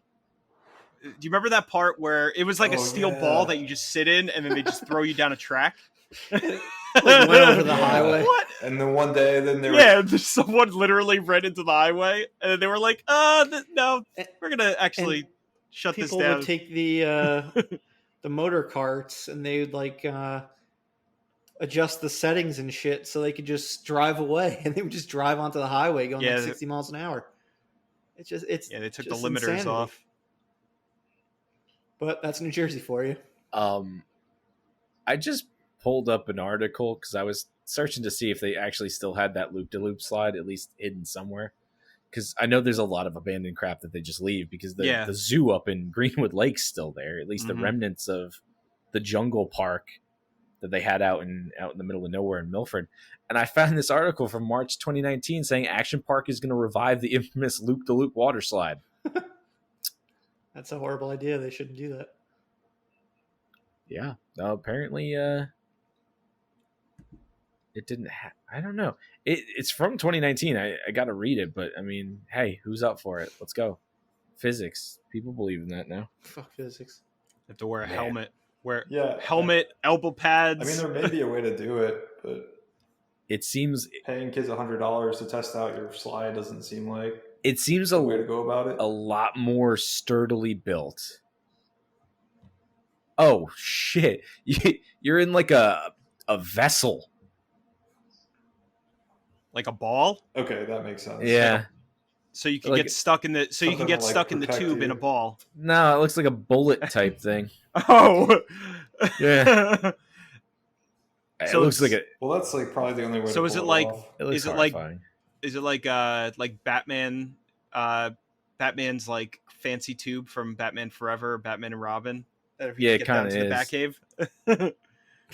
I mean, not even Batman Forever. Batman. He did it in Batman, the first Batman. He goes into the Iron Maiden and goes down through the tube true. Thing. Yeah, that's what it looks like. He opens it through the fish tank. Yeah, it legitimately looks like an Iron Maiden that they put you in, and that's lovely. If there's one thing I hope COVID-19 stop from happening, I hope it's this. So this is actually this was an open ride as of 2019. No, it's an article from NJ.com dated March 29, 2019. It was updated 2019, posted 2015. I'm guessing they ain't gonna do it. Oh, Jersey and their water parks. Good times. Yeah, it was definitely an interesting documentary. I like the comics talking in it, like Chris Gethard and Shauna Malway Tweep from Parks and Rec, Allison Becker. It was cool, like hearing them as former park goers talking about it. Yeah, definitely. And it's interesting because it's something that we're all familiar with, being that Yeah, it's definitely saw those local Yeah. commercials. Definitely saw those or was commercials when we were local. kids.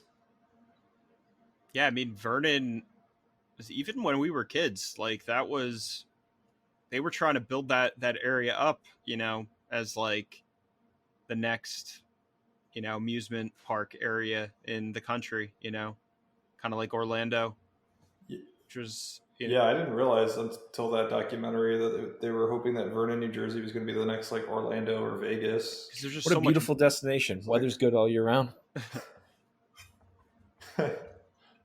There's just so much space, Yeah. and they were hoping they'd open casinos. In the winter, people would snowboard and ski, which they do now. In the summer, they'd go to the water parks, go to Action Park, and break an arm And in the or fall, leg. they'd go to Oktoberfest and vomit everywhere. Yeah, So that's very real. That It's is the only time I think I've ever been up there was for Oktoberfest, and there's just puke everywhere. what a time. Yeah, what a time to be alive. Come to New Jersey, everyone. It's beautiful. All right, that's enough for New Jersey. But yeah, Class Action Park, HBO Max, definitely worth a watch if you want to watch something both amusing and pretty horribly fucked up at the same time. But let's move on to our feature presentation. As we alluded to at the start of the show, we're doing this segment because of Chadwick Boseman, his untimely passing. We wanted to take this time to talk about some other actors. We're focusing strictly on actors, actresses, no musicians or anything like that, that died way before their time. I believe no one on here, 46 is the oldest person on here. And kind of talk about their legacy, what could have gone on with their career afterwards, just some kind of interesting situations that did occur, and just making sure that these people are continuing to be talked about, since they were important figures in both dramatic acting and comedy. And it's important that future generations, or whoever's listening to the show, are aware of these people and the talent that they had, and check out some of their previous work, because they absolutely should have been around and doing what they were doing for so much longer than they did. But like I said, nobody older than 46. That was kind of kept it to people under 50. And yeah, we will start with River Phoenix. Passed away at 23 years old. There was a lot of interesting stuff that I wasn't necessarily aware of until looking into this. I mean, obviously, we all know River Phoenix is Joaquin Phoenix's older brother. He was many considered him to be like the actor of his generation, just from when he was a teenager to early 20s, from movies like Stand By Me. He was probably would have been like him and Leo for every role in like the 90s and after that, like that kind of heartthrob type figure. But he died of a drug overdose at Johnny Depp's club, the Viper Room in LA, in Hollywood. Johnny Depp was a part owner there. He was actually going to be playing that night in a band with Johnny Depp and Flea from the Red Hot Chili Peppers. And what I didn't find out until earlier today was that the drugs he bought were from John Frusciante, of the guitarist of Red Hot Chili Peppers, who like John Frusciante is like one of my favorite guitarists of all time, and the Red Hot Chili Peppers were very much heavy into drug use in the late 80s, early 90s. But yeah, that's kind of what happened there. He had some drugs and just passed out outside of the club. Joaquin Phoenix was only a teenager and was there at the time. Just absolutely crazy what could happen. Like in the early 90s, without the internet and stuff like that and cell phones, like it was just a completely different world for like younger actors. and just so much craziness could go on. I know you guys are familiar with him from Indiana Jones and The Last Crusade. I mean, he played young Indiana Jones in that opening prologue. How familiar are you guys with his work outside of the two movies that I referenced? That's all I know him from is Indiana Yeah, Jones. I've that never and seen Stand By Me. Me. That and Stand By Me are the two films that I remember him from. I don't think I've ever seen him in anything else.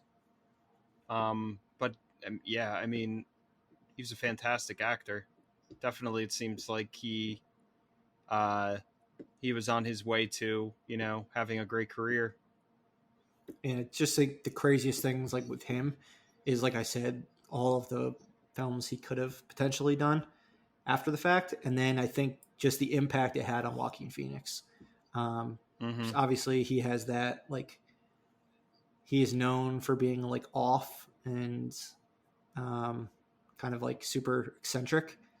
I have to think that it kind of is a result partially of his brother's passing. Yeah, I think so. It kind of impacted Hollywood in very different ways in that regard.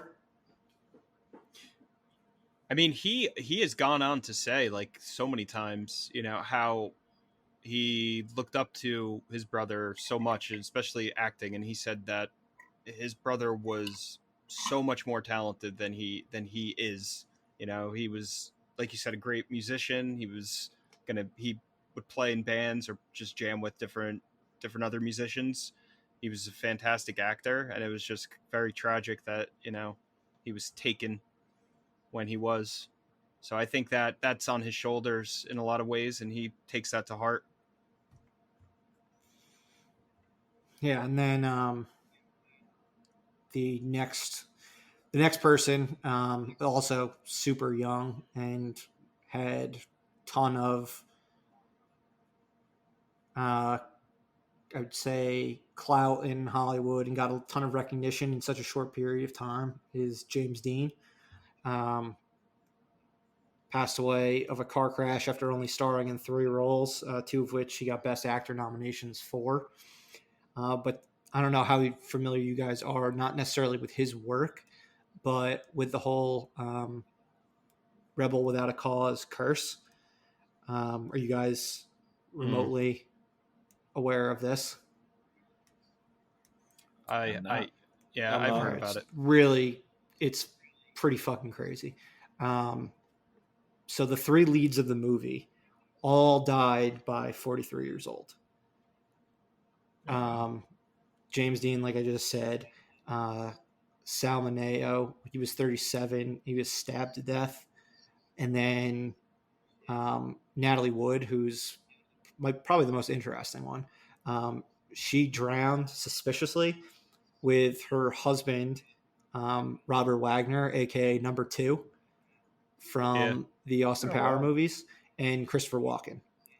So she was on a boat with the 2 of them, and I don't know what happened. I believe in in 2018 they reopened the case and are looking at Robert Wagner again as a person of interest. So it's pretty wild that if you're, I would have to think people were thinking it back in the 80s when this happened, that you can then continue to just have a career and in comedy films.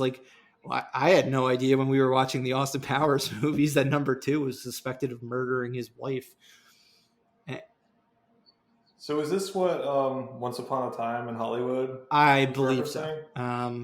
With the Cliff Booth stuff, yeah, with Brad Pitt on the boat with his wife, I definitely think that it was alluding to that with that story. Yeah, it just sounds so familiar because of Once Upon a Time in Hollywood with his wife. Yeah. Where I think they were implying that, I don't know if you were supposed to think that he killed his wife or didn't kill his wife. Oh, that's 100% what they were implying. Yeah, that he murdered his wife on the boat. Yeah. And Christopher Walken was with him, but he was not involved, or they wrote him off as being involved, not being involved. Were just said he was not involved. for whatever reason. I guess there was also a captain like on the boat as well, or a driver on the boat. So maybe they happened to be together at the time and could use each other as like an alibi. Alibis. Yeah. But it's just so strange. Like 3 stars of the film all passing away, like in just all shitty situations.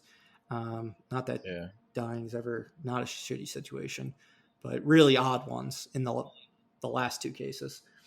And James Dean, like obviously he's an iconic presence. I mean, I feel like everyone on here, even if they haven't seen his movies, knows what James Dean looks like just from Rebel Without a Cause. And he's had such an influence on Hollywood. I mean, Tommy Wiseau, huge fan of James Dean. Never had the room. Yeah, exactly. In Disaster Artist, you see them go to where James Dean's car crash was. And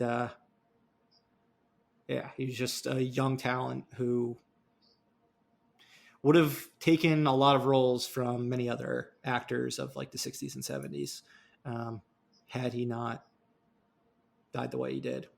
But Doug, I'm glad you brought up Once Upon a Time in Hollywood because the next person on the list, anyone who saw this film knows what I'm talking about, is Sharon Tate. Only 26 years old.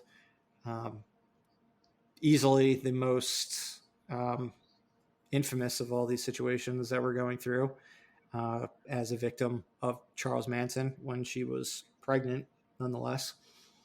But she was like an up and comer. I've never seen any of her work. Like I haven't seen Valley of the Dolls or the films that they were. What was the one in Once Upon a Time in Hollywood that they kept going back to? That she went and watched in the movie theater. Do you guys happen to remember? I'm trying to remember what the name of it was. But it seemed like she would have had a pretty big career ahead of her. I mean, she was married to Roman Polanski. Obviously, his life took a massive turn after she passed away. So she died. So she died in '69. I think Chinatown was '72, and he probably left the country like in the mid '70s. Hasn't been back since. Or Chinatown was '74. Yeah, he left the country. Hasn't left since. He clearly went. I mean, I'm not going to use what happened to Sharon Tate as an excuse for him drugging and raping a minor, but who knows if that would have happened after the fact. 100% would have. The guy is just a complete scumbag. A complete scumbag. Yeah. And that's what he wants. You know, that's what they want you to think, that you can use that. Like, piece of shit. Yeah, no, but Polanski obviously a scumbag. And another example of somebody who, despite committing horrible crimes, and everyone knows it's true, has a long career in film and is still winning awards for films as recently as 2018. So, well, I mean, yeah, the other thing's a little bit different. I don't think number 2 was never actually he wasn't convicted or anything like that. So it's funny though how the world has changed with that though. Yeah, you get accused of doing something and suddenly you don't get to make movies. Yeah, anymore. It's a very different world than it was back then, where if you're convicted, you can still make films. But that's neither here nor there. But the next, and probably one we will have the most to talk about, was back in 2008, and Heath Ledger, only 28 years old, died of an accidental drug overdose, and he was just about to blow up. I mean, obviously he was already a name, like an Academy Award nominee, but he passed away 7 months before the biggest film that he would ever put out, and only 1 month after the trailer for that film came out. I mean, I think we could probably all remember where we were when we found out that news, similar to how we were all likely going to remember where we were when we found about Chadwick Boseman. Yeah, I mean, he's definitely an actor where you think about if what happened didn't happen, what kind of career he would have up at this point. I mean, such a talented actor. Even the films, even to take away Dark Knight, the films that he did before that, he was great in too. I mean, and if you go back and watch a lot of his films, he really honed his craft. I mean, you see him in 10 Things I Hate About You. He was fantastic in that. The Patriot. And I feel like every movie that he was in, he just like tweaked and honed his craft a little bit better, a little bit better. And then, I mean, Dark Knight, we've talked about this recently. He's unrecognizable in that movie. Like there's times where you can see Heath Ledger, but for the most part, he's unrecognizable. He's just this, this character that he brought to life that is so iconic now. It's crazy. I watched the Dr. Parnassus movie after he passed, and then they brought I forgot about that. Yeah, and that was he really was. He wasn't about to blow up. He was blowing up. He was doing good work. Mm-hmm. And it's just that was a gut punch for me, because I was one of the people that was not on board with him being Joker, and I was starting to come around, and then he passes, and I see that movie, and I feel like I should have had a completely different view on it, just because I felt like such an asshole for doubting him and for talking shit about the casting and all that. It was that was a moment. You never know what you got until it's gone. Yeah. I mean, it was polarizing. It was a polarizing casting choice at the time, for sure. I am very happy that he at least got to see the reception to the trailer and the prologue, and how everyone that, whether they doubted him or not, everyone was so enthusiastic about what they did see. So, I mean, at least he was aware during the last month that he was on this earth, that people were beyond excited to see that role. But yeah, the way with Parnassus, like you're talking about, like they had to have 3 different actors come in and play and finish the movie for him. I mean, they were kind of in a way lucky that the way the film is structured, that they were able to even do that. But it worked. It turned out it was really cool. Yeah, the way they finished that movie was really cool. It's an interesting movie. It's a little odd, but yeah, that's what you get with Terry Gilliam. Yeah, but it was interesting. And this one always scares the shit out of me, because it wasn't even an accidental drug overdose in the sense that he was doing recreational drugs. It was multiple different types of prescribed medicines that killed him. Yeah, and that's horrifying. Like I take ibuprofen and like antacid, and I worry that I'm just gonna poof off this earth because of that. And that one was really frightening. Yep, and wasn't it just like sleep? It was like sleep medication and something else. It was 2 different things he took in conjunction with one another, I think. That became toxic. Yeah. Yeah. And it wasn't the first time that this has happened. It's happened to other people too, I believe. Which though, yeah, I'm not really sure how that happens, because that's like what pharmacists check for, is drug interaction. So I mean, some people are bad at their jobs, though. Yeah, but yeah, it's which some of these, and I think as we go down the list even more, either they did drugs, like they did too many drugs or drank too much alcohol. But yeah, in this case, I mean, Heath didn't really do anything other than, like you said, take the medication he was prescribed. And so it looks like it was just a bunch of maybe recreation. There was oxycodone, hydrocodone, diazepam, but it just seems like it didn't seem like the guy was just trying to get high. It seemed like the guy was taking things that people told him to take. Yeah, I mean, I think he was having trouble, insomnia, sleeping, anxiety, that type of thing. Yeah, that one always stuck. It is still a. Yeah, I'm glad he got to see the trailer, but it is just tragic that, I mean, that movie was just his performance was so well received, and rightfully so. And it's just kind of tragic that he never got to experience that, see that movie done, and he never got to. I mean, I don't. Who knows whether or not he would have won the Oscar, but he very well could have won it. Posthumously So did win it. But yeah, I mean, it's not even just the like you're alluding to. It's not just about him getting all the accolades and about seeing everyone love the actual film, but not getting to see his daughter grow up or any like all these other things are so much more important. But it's a huge just loss all around. JP, I know you're a pretty big fan of the next person on here, and I think you are more familiar with anyone on here about the cause of death. But Brittany Murphy, she passed away at 32. She was pretty big with teen films, and then with Clueless, and then a voice on King of the Hill, and what you're a massive fan of. To my knowledge, this is another very strange situation. I guess the official autopsy report is that she passed away from pneumonia, but then her husband died in a similar fashion 5 months later in the same home. So I know people have speculated like mold or toxic materials or something.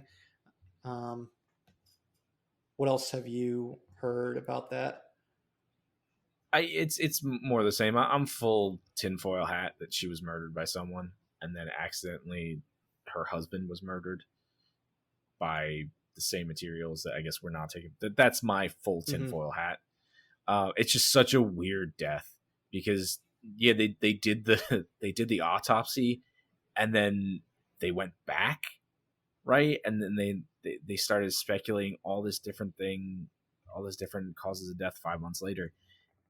It's nuts. And this, I don't even like. I always get reminded that she's gone when I think about they should redo, make some new King of the Hill episodes, and it's fucking Brittany Murphy's gone, and then you remember how odd and all the question marks surrounding her death, and it's such a sour taste in your mouth. She was fantastic on King of the Hill, and I mean I've seen a bunch of her other stuff. Was she in Just Married that we went and saw for my birthday the one year because. Because we made sure to see the worst movies of every January. January for your birthday. Yeah, it's a wealth of great movies in January. No, she was good in dramatic roles too. It wasn't even just comedies. Like she was great in for what the character had in 8 Mile. Remember that movie Don't Say a Word, where she had like that I'll never tell like type of catchphrase in the trailer. Right, I forgot about that. So it wasn't even just like the comedies that Sin City also. She had a pretty memorable role in that. But between voiceover work, comedies, and dramas, she had a promising career. Yeah, I mean, she did 13 seasons of King of the Hill. Every season's like 20 something episodes. That's a hell of a body of work right there on its own. Hell yeah! And she was there from the very beginning, and it was it's just such a tragic, fucked up, weird death that I honestly think needs to be looked into more. It'll be interesting to see if they do look into that one more. For any of these ones that are suspect, honestly, at this point. Yeah, and you're probably right. But crazier things have happened. Yeah. The Snyder Cut came out. Exactly. Anything can happen. But these next ones are just a massive lump of just shitty situations. Some natural, some the person themselves are responsible for. Others, they were taken from this earth by other human beings. And it's the cast members of Saturday Night Live. People have, similar to how we talked about A Rebel Without a Cause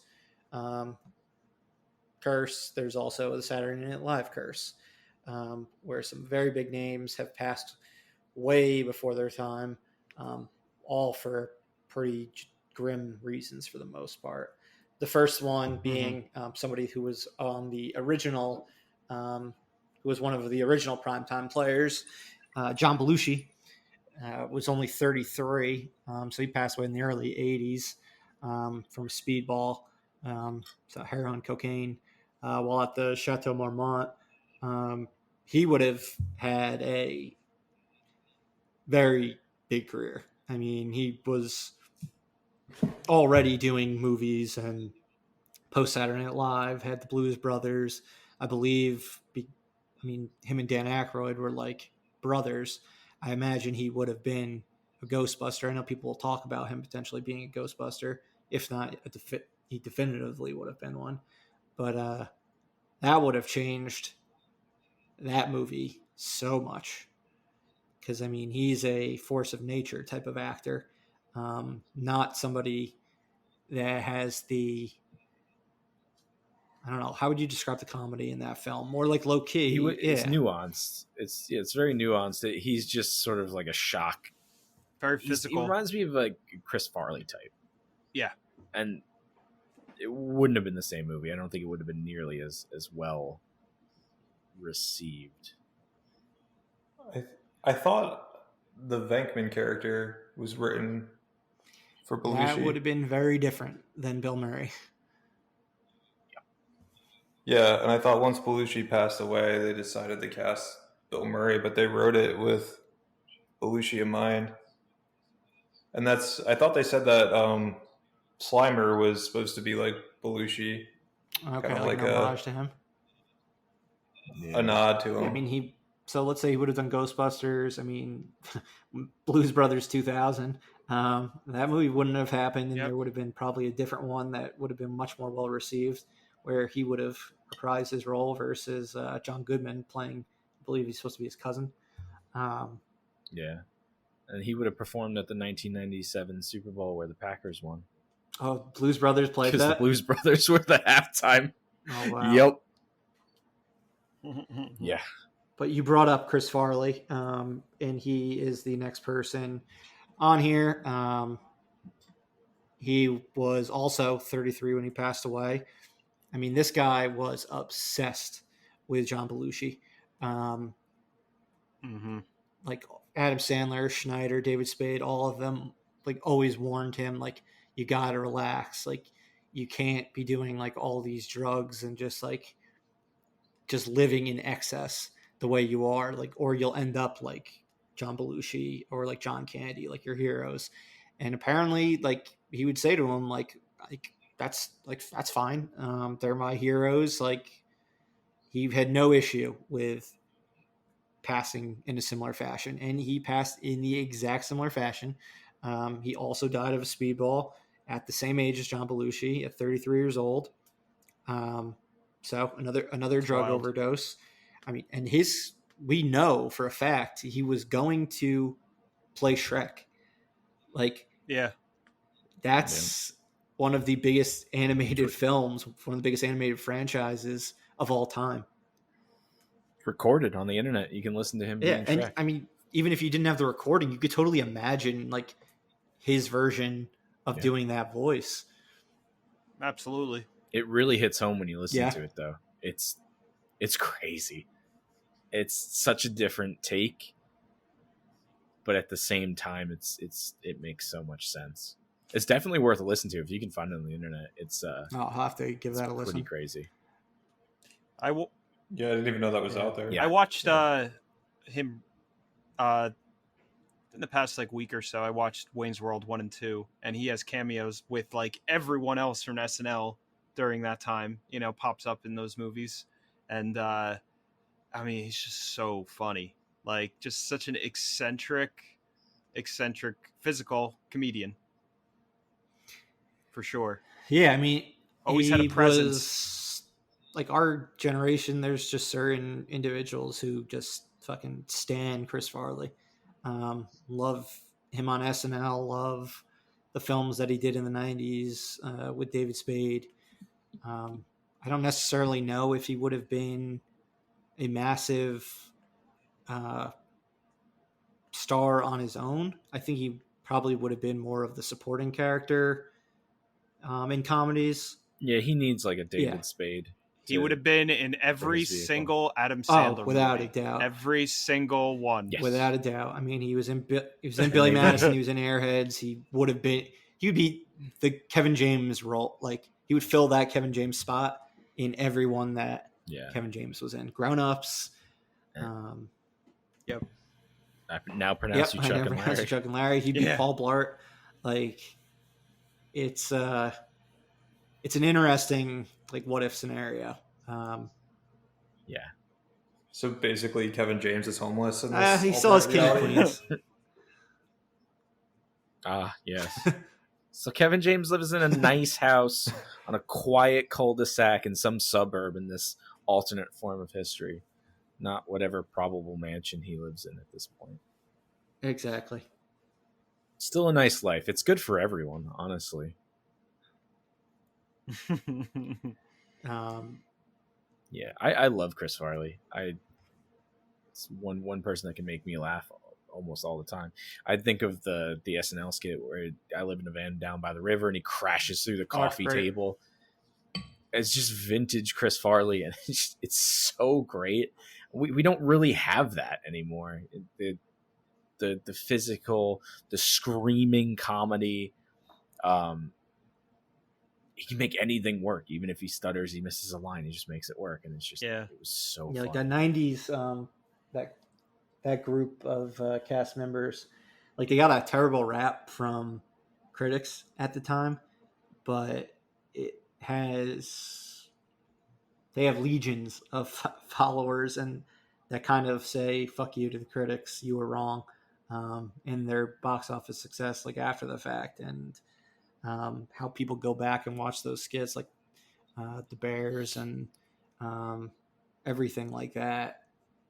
The fans were right, and despite how broy that that kind of ensemble was, they did some long-lasting work that'll never be forgotten. Yeah. Next up from the Saturday Night Live group, though, is another primetime player, Gildner Radner. So she was on the first 5 seasons of SNL with Belushi, Aykroyd, Chevy Chase for the one season he was on, Bill Murray for the other 4, just all Dan Aykroyd, all those legends. But she passed at 42 with ovarian cancer. I don't think she had a very huge career post SNL, despite being like the big female of SNL despite being on for 5 years. There were really no breakout female characters or actors in the next 5 years, like during the Eddie Murphy run. So she really was like the female face of SNL for the first almost 15 years. She was also Gene Wilder's wife. And not only did you lose Gildner Radner and whatever she would have done after the fact, but we essentially kind of lost Gene Wilder. Like, he basically went into semi-retirement because of treating Gilda, focusing on like her foundation after the fact for cancer research and whatnot. But that one's just like a bummer. I know, Corey, your mom's like, is she a fan of her? I know you've got that card in your house that I've seen there for at least 10 years. My mom's a huge fan of Gilda Radner. She always loved her. And growing up, I saw my fair share of her skits because of my mom. But yeah, I mean, she was so funny and very unique comedy. I always thought she was very unique compared to, the other cast members at the time, but just in general, like, she had like a very different presence than I feel like even any other female cast member that's come out since. Maybe Kate McKinnon kind of channels her a little bit in a lot of ways, but definitely a fantastic comedian. I really like Gilda Radner. I think she's absolutely hilarious, and she's in one of my favorite Gene Wilder movies of all time, Haunted Honeymoon, which was Oh yeah, horribly reviewed by people, but I love that movie. I think she is fucking hilarious in it. The whole movie is just hilarious. She's so good in that. I remember watching that as a kid and just hilarious, like devastating that she passed, because I mean they were fantastic on screen together too. yeah. Would have been nice to see where they went, but Yeah, I mean, they probably would have done more movies together. Would have been a very, very different comedic landscape with all these people. But then the last one from SNL, who was an actual cast member, this one was just a fucking bummer. It's probably the first one I really remember from our lifetime, and that's Phil Hartman. He was 49 years old. So sorry, I mentioned 46 years old as being the oldest. 49 is the oldest.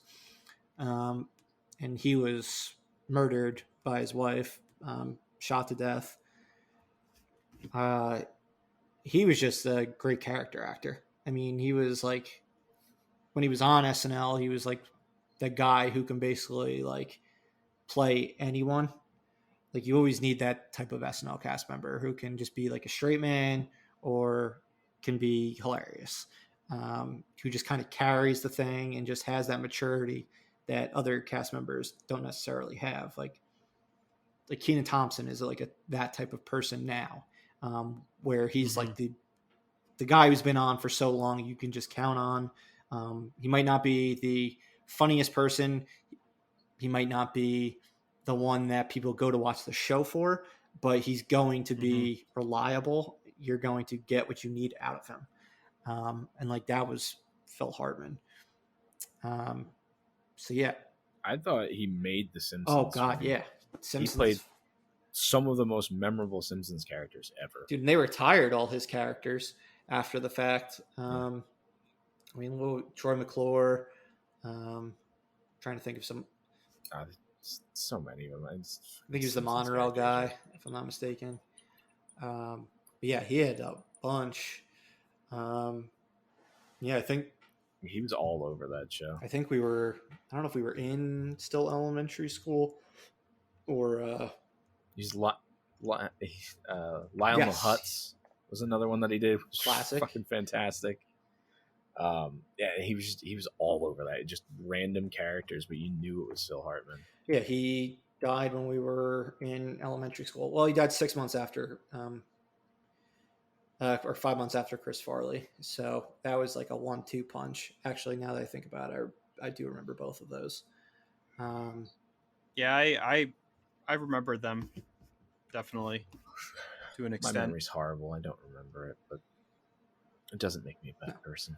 Yeah, he's an actor. I wonder if he was still alive, what type of movies he'd be doing, because like you said, he was a very flexible actor. Like he was able to kind of jump into a lot of different roles. Like he could do dramatic roles, to an extent. He was funny, and I wonder what he would have done if he would have like gone in like a completely different direction, kind of like Bryan Cranston, where he was on Malcolm in the Middle, and he was kind of funny in a lot of ways. That show was very comedic, and then Bryan Cranston went completely in a different road and did Breaking Bad. I wonder if like would have been something similar like that. Yeah, I could definitely have pictured him doing some serious films as well. I think he probably would have been similar to Chris Farley in that he would have been in a lot of Adam Sandler films. I think, I don't know why, but I can totally picture him being like the Fred Willard role in Anchorman. Oh, yeah, I could see that. I think he probably would have done some stuff with Will Ferrell, having that SNL connection. But yeah, Corey, you bring up a good point. I definitely could have seen him doing some serious dramatic roles after the fact, and probably crushing it. Because I could have seen him on The Office. Like he probably would have been on The Office, I think. Yeah, that's not crazy at all to have pictured him at some point being on The Office. Um, Why did his wife kill him? why did his wife kill him? Do we know? I believe she Don't was say on the comedy. drugs. And I believe, correct me if I'm wrong, I'm pretty sure John Lovitz blames Andy Dick for getting Phil Hartman's wife back on drugs. Yeah. Oh my So God. she was on antidepressants. So I'm just reading this right off the Wikipedia. Yeah, Lovitz claims that it seems a lot of John Lovitz and Andy Dick. Andy Dick has, claims that he didn't get her back on drugs, but Lovitz doesn't believe that at all. Were they It's all on crazy, News man. Radio together, or was that just Andy Dick and Phil Hartman? I don't think Lovitz John wasn't Lovitz on was that. on News Radio. Oh, so she was like all drugged up, and she snapped, I guess, and then murdered It him. looks like she had issues with Nuts. depression and drug abuse. Okay, and, John Lovitz replaced Phil Hartman for the final Did he? season of News Radio. Okay. That's terrible. Yeah, no, it is absolutely awful. Yeah, because at the time, like when we were kids, I really didn't. I mean, this is the first time I probably had a conversation about it. I never really looked too much into it. We were in elementary school. Yeah, So, I didn't understand what happened. I mean, Yeah, I remember that's seeing him in pretty Small wild. Soldiers like 2 months later. I guess that was Yeah. probably the first time I had ever seen someone in a role after they had passed away. Just being like, Jesus, this is insane. Yeah, I mean, It's terrible. Yeah, not much more can be said than that. And then, his wife killed herself too, like right after, right? Yeah, she did. Yeah, I think so. It says she was on Zoloft, was drinking alcohol, and had used cocaine the night that happened. Ugh. So it's a really bad fucking combination of stuff. Yeah, you could say that again. But yeah, the next two people we have, they weren't actually SNL cast members, but they did have very strong connections with them. Two comedians. The first being Andy Kaufman. Yes. 35 years old. He was an SNL contributor a lot during the early years. Eventually, he was actually banned from the show. Audiences did not like the whole female wrestling bits that he did.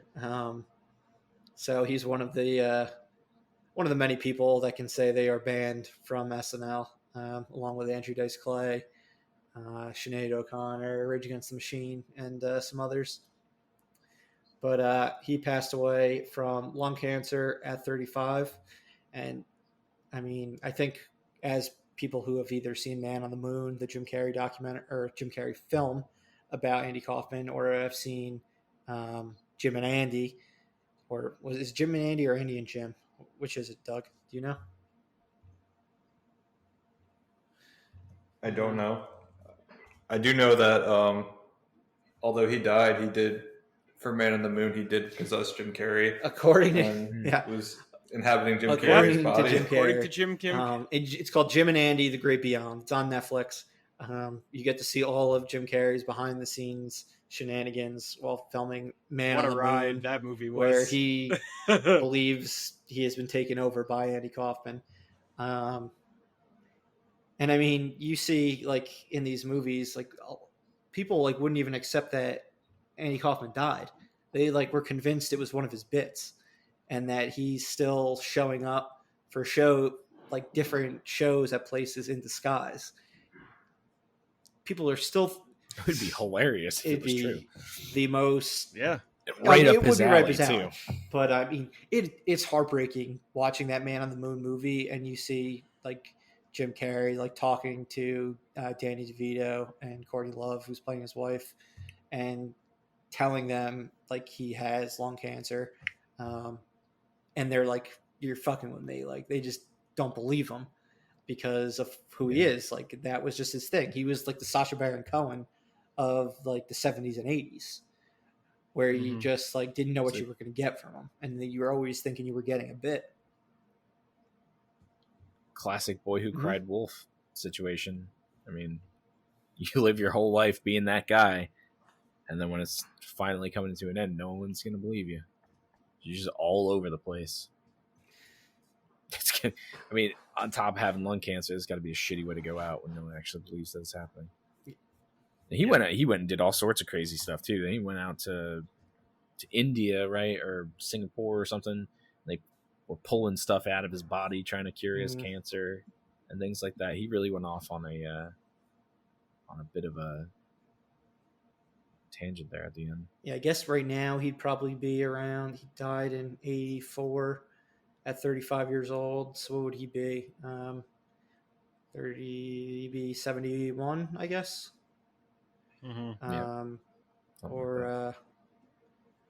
Yeah. So like, if you're seeing Tony Clifton live at something now, and it looks like somebody in their 70s, maybe.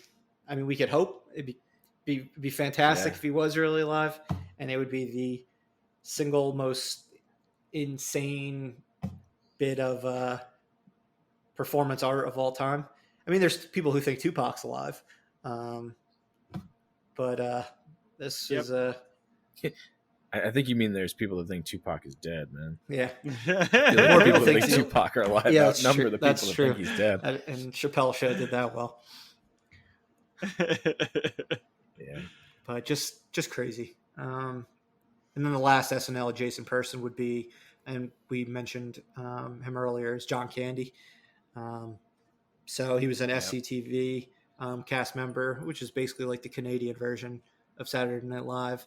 Hosted SNL, very similar in not the way he performed, but similar in personality with excess or recreational drug use as like a John Belushi or Chris Farley. But he passed away at 43 from a heart attack. I have to imagine the hard living played a part in that whole situation. But he's one where I can just imagine him have being in so many comedies in the 90s. Yeah. This one was, I think, on this list, the first one I remember. Oh, wow. My family was big on John Belushi. On John Candy. Fucking talking about John Candy. Hi. We grew up watching. He had I'm looking at his on Google. He had a crazy run in the late 80s. He had Spaceballs, Great Outdoors, Planes, Trains, and Automobiles, and Uncle Buck, which was a personal favorite in my house. Delirious was the one that I always used to watch over and over again in my house. I love that movie. And with Robert Wagner. Robert Wagner's actually in that. There you go. Cool Runnings. Home Alone. He had that small role in that. Yeah. We watched Who's Harry Crumb a lot, which is probably one of the lesser known movies he was in. That always got a laugh at me as a kid. And I sort of remember hearing about it when we were watching football or something like that. That's what sticks into my mind. But I remember hearing about him dying and just being real bummed out. It was March 4th, 1994. So we would have been in first grade at the time, like towards the end of first grade. Yeah. So yeah, I mean, you could definitely remember it. It could have been watching some sporting event at the time. Probably something like that. I got a terrible memory though, but I do remember hearing about him dying and just being kind of broken up as a young child. Yeah, just all these comedians, like they fight their demons, man. I mean, you have to have some level of hatred for yourself to become a comedian. That's what they always say. Self-loathing and all that. You know, yeah, because I mean, when you're funny all the time, it doesn't leave a whole lot of energy to be funny with yourself. Or a lot of comedians have some real deep-seated issues, and it takes a lot to get people to smile and laugh all the time. Without a doubt. Sad when a comedian dies. The world gets a little less funny. We didn't include Robin Williams on here because of his age, but he's another perfect example of somebody funny all the time, it's got to be tough when Yeah. you can never like feel like you can be yourself because Yeah. everyone's just expecting you to be on all the time, and part of it is self like inflicted, like you want to be on all the time for people. If you're up all the time, the down gets real far down. I'll bet. Yeah, I would have to imagine that is the case. But let's stray away from SNL for our last three actors. JP, you mentioned him earlier. Paul Walker. Yeah. This one, a little bit similar to James Dean, kind of like a life imitating art type situation. Passing away in a car crash at age 40. I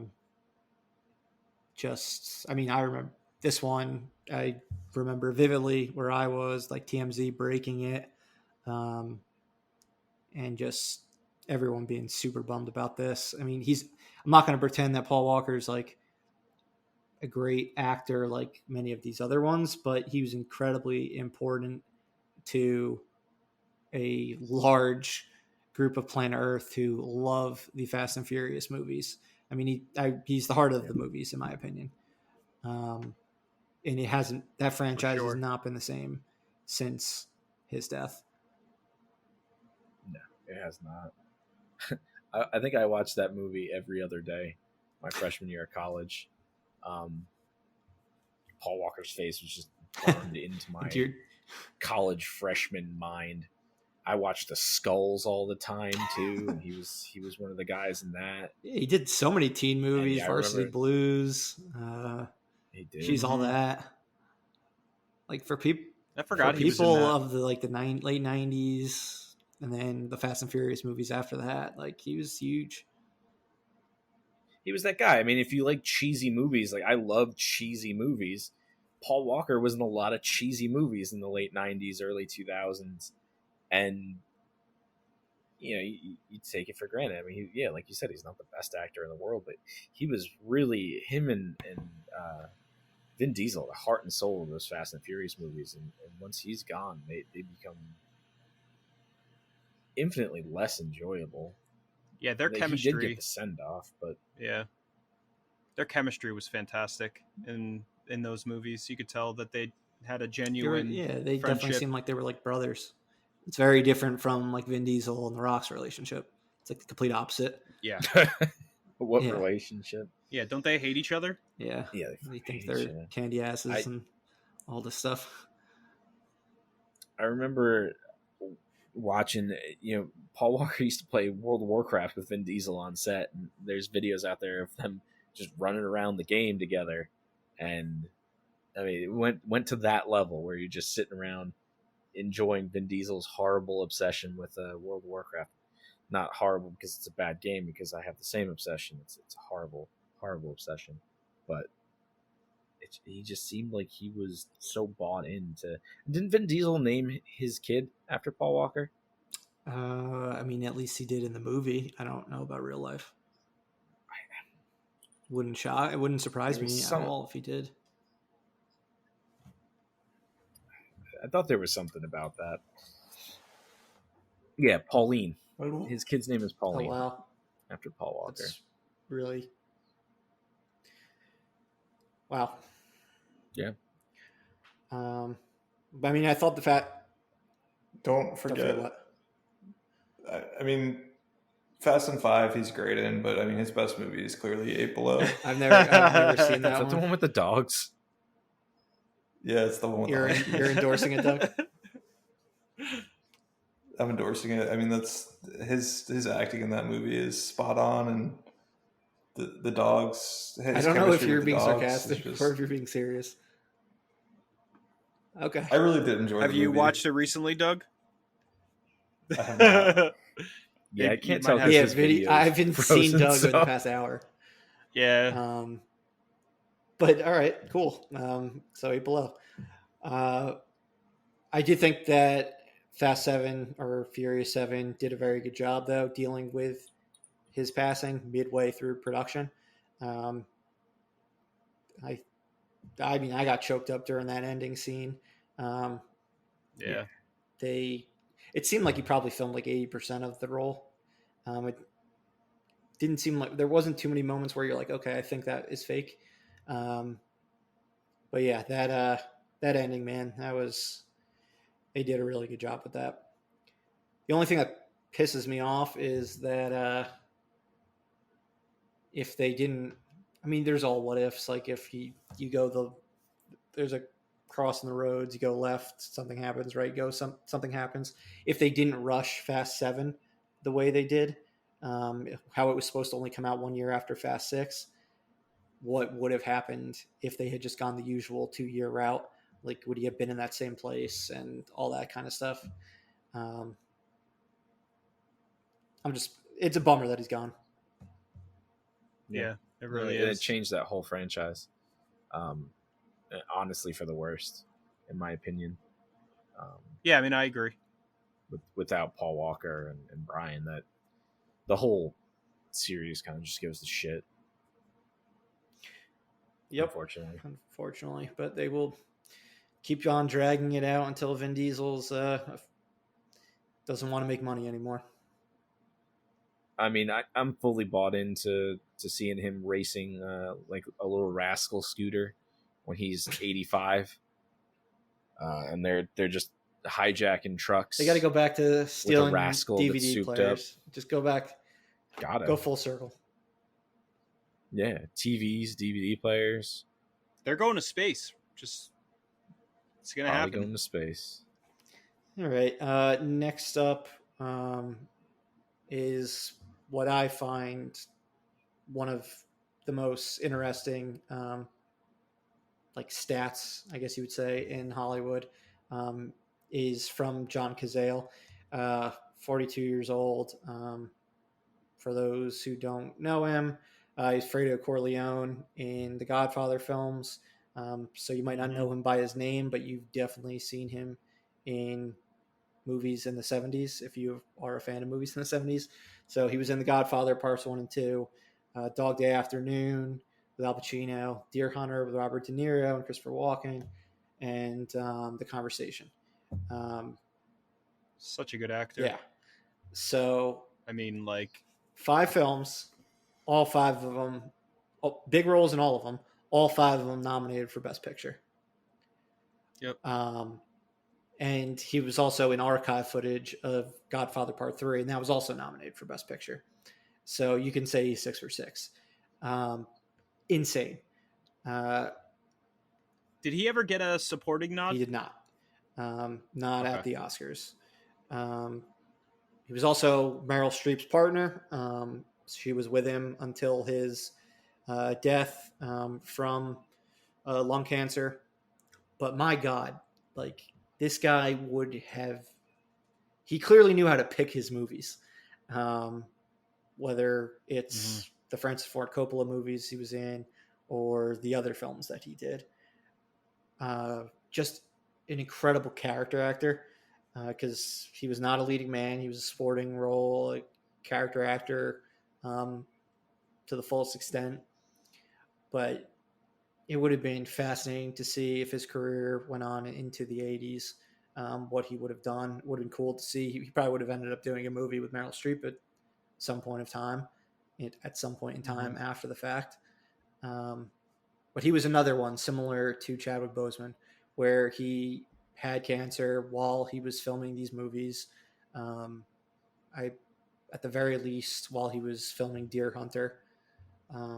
I'm not 100% positive about all of them. And I believe Deer Hunter come out before he passed away. Deer Hunter was a posthumous release. But I know Corey, you're a big Godfather fan. He's easily one of the best parts of Godfather Part 2. Oh yeah, Fredo he's such a great character. I mean, troubled and a very tragic character. I mean, a lot of things in that movie are very tragic, as is Godfather Part 2. But him and Pacino have such good chemistry. Mm-hmm. I mean, remember "You broke my heart, Fredo." Like that. Yeah, That's like the between, and they have that's the scene. just as good chemistry in Dog Day Afternoon. Yeah, definitely. Deer Hunter, I've only seen once. I actually need to revisit that movie. But Dog Day Afternoon, I've watched recently, and yeah, you're right. I mean, their chemistry is fantastic. Yeah, I mean, Deer Hunter is as good as it. Like Christopher Walken is fantastic in that film. I mean, if you ever want Yeah. to see Christopher Walken in like a starring role where he's not playing like a Christopher Walken, that shit is intense. Like the Russian roulette and stuff like that the Vietnamese forced him to play. Yeah. Crazy. I mean, he's never done another role like that since, right? Like something like that dramatic. I don't know if he's ever done anything that good again. But yeah, I can't say for certain. All right, and then the last person we have on the list is Philip Seymour Hoffman. He died at 46 years old. It was a Super Bowl Sunday, so I remember being with a lot of you that day when it happened. That was a shocker. He was a recovering addict, which I don't think I was aware of at the time. But or prior to him passing, I did not believe I was aware of. But I mean, this dude was he went from being a character actor in like the 90s, early 2000s to ending up being one of the greatest actors like of his generation. I mean, all those Paul Thomas Anderson movies that he did. JP and I saw The Master together. The Devil Knows You're Dead. Yeah, before The Devil Knows You're Dead. That was a fantastic movie with him. Hunger Games. Yeah, he was good in even blockbusters like Mission Impossible 3. He was a fantastic villain. Oh yeah, such a good bad guy in that. Yeah, like he just brings like gravitas. I hated to these him films so much. So he was. Correct me if I'm wrong. He was in Twister, wasn't he? Yep. Dude, look at his filmography. It's an interesting one. Big I don't Lebowski. I don't know why I remember Nights, Magnolia, Boogie Nights, Love, Red Dragon. Like you said, Corey, the Hunger Games sequels. He was in Catching Fire and the Mockingjay movies. He passed away, I believe, after finishing his material for Mockingjay Part 1, but not all of Mockingjay Part 2. So they kind of had to do some editing magic to get him into that film. But I mean, that one just sucked. I forget. I think that was the year of the Ravens Niners game, if I'm not mistaken. 2013. 2014. He died in 2014. Died in 2014. So Ravens Niners Super Bowl. No, it was Broncos and Seahawks. Okay. Yeah, I don't remember where we were, but I remember watching that and seeing that news pop up. Was it? Well, if it was the Super Bowl, there was one place we could have been. Yeah. In a dark, evil basement somewhere. The Man Named Ira. And similar to kind of like Carrie Fisher, like he died so much before his final roles. So like Mockingjay Part 2 came out practically 2 years after he died. It was kind of similar to Carrie Fisher with like being in Rise of Skywalker like 2 years after she died. And it's crazy when I do like when you get to see like these people one last time, because you do grow attached to all these actors after seeing them as long as you have, and it is kind of like a way to say goodbye to them. So when that last Chadwick Boseman movie comes out later this year, I'm definitely going to be watching that. But it's also important to catch up on the older films that these people have done. Because as we said, they're all incredibly talented people who passed before they should have. And they put up tremendous work while they were on this earth. So it's important not to just watch new films, but to watch the old ones. New doesn't mean better. I think we could all agree that's a fact. No, yeah. 100%. And it's a way to keep their legacy alive. Exactly. So You know? Keep their movies in movies yeah, playing. and that's what we were trying to do today. Talking about these individuals. So yeah, rest in peace to all of them. Thank you for everything that you did, for entertaining us for all the years that you did. You're all legends in your own right. But let's move on to our final segment. To anyone who has been listening for the past 7 weeks, this is our yearly film series. We are now up to 1987. This is Corey, Doug, and JP's birth year. So hopefully you guys were happier with 87 than I was with 86 for my birth year. But I've seen a couple of your movies. There's one glaring omission that I have not seen, and we'll get to that when we get to that. But Corey, you want to start with your film? Yeah. So I went with Monster Squad, which was off the heels of the Goonies. You know, a teenager centric, like more or less mystery action movie, but in this sense, it's surrounding the classic Universal horror characters.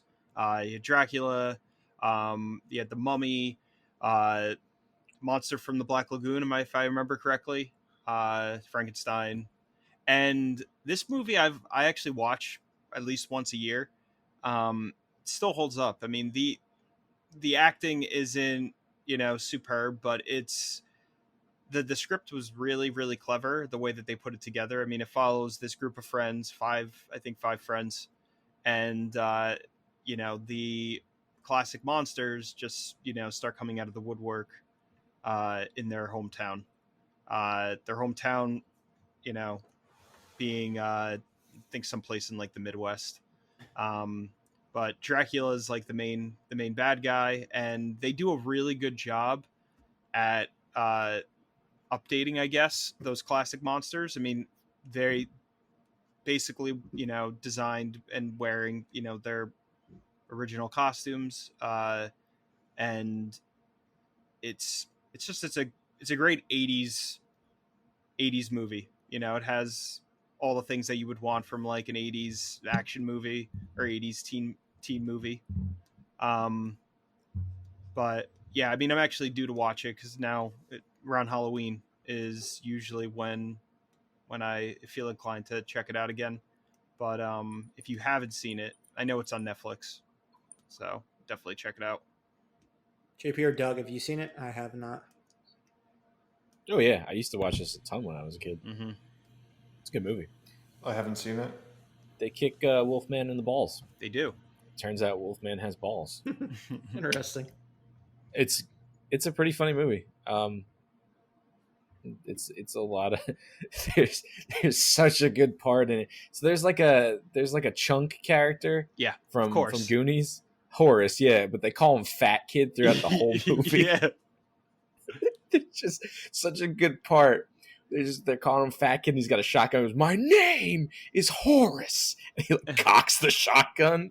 Yeah, you can tell in that movie when they were putting it together, it was absolutely just riding on the coattails of the Goonies. Like they have each character type, the older brother, they have, the Sean Astin character, they have the, portly comedic, child, like the Chunk.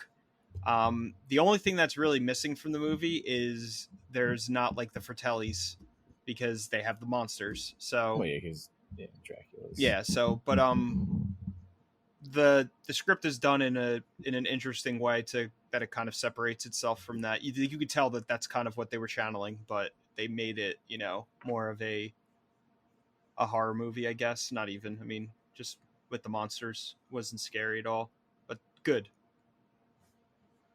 Yeah, it's definitely an enjoyable movie. Mm-hmm. Still holds maybe up. more so when you're a child, but I think it's still the only holds up. person Oh yeah. Mm-hmm. The only person I recognize in this movie is the brother from the Wonder Years, Oh, Jason Harvey. Oh, he's yeah, the bully in it. That's fitting because he was a dick on Wonder Years. Yes, he Yeah, was. he just seems to just play dicks all the time. He's like the Buttnick of But- the 80s. yeah, Butt yeah. big. But yeah, I don't remember. I don't know if any of those actors ended up moving on to do anything after the fact, but definitely a good movie. All right, and Doug, you have a movie that is the complete opposite and not for kids at all. Yet there were action figures and cartoons for it. Yeah, we talked about how this one was pretty well marketed towards kids, even though it's not a kids film in the slightest. Yeah, I picked RoboCop, which I love this movie. I really like the idea behind the movie of a cop getting shot down and then his mind being put inside of a robot. And I love like the little touches of how he slowly like how he still has some of like the human part of him and how he slowly gets more and more human, I guess, as the movie goes on. But just like from the very beginning where he spins the gun, like how his son saw in like a TV show or movie, like in the westerns, how they spun the gun, and so Murphy, the cop that died, does it as RoboCop, and he slowly like in the movie pieces together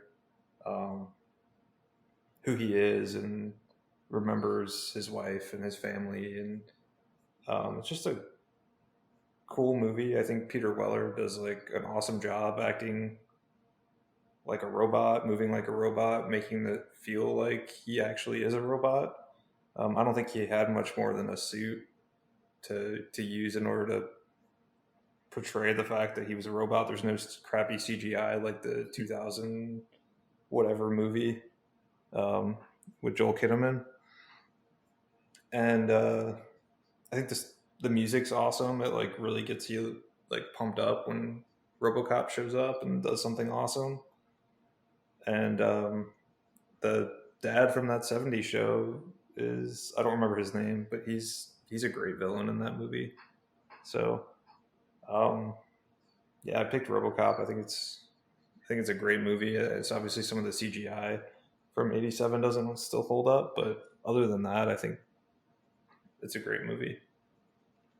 Yeah, it's such a ultra violent film.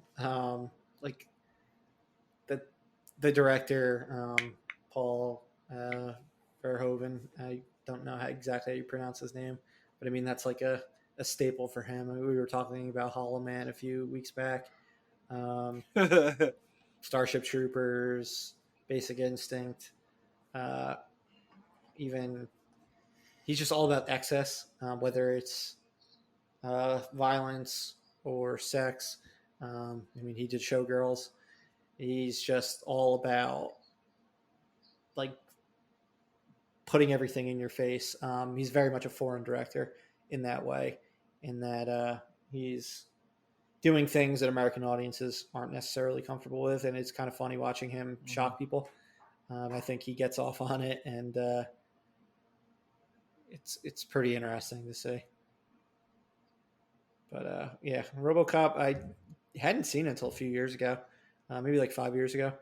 I had the action figure when I was a kid, but thankfully never saw it at that point in time. I think I'd seen part of it What'd you too. think?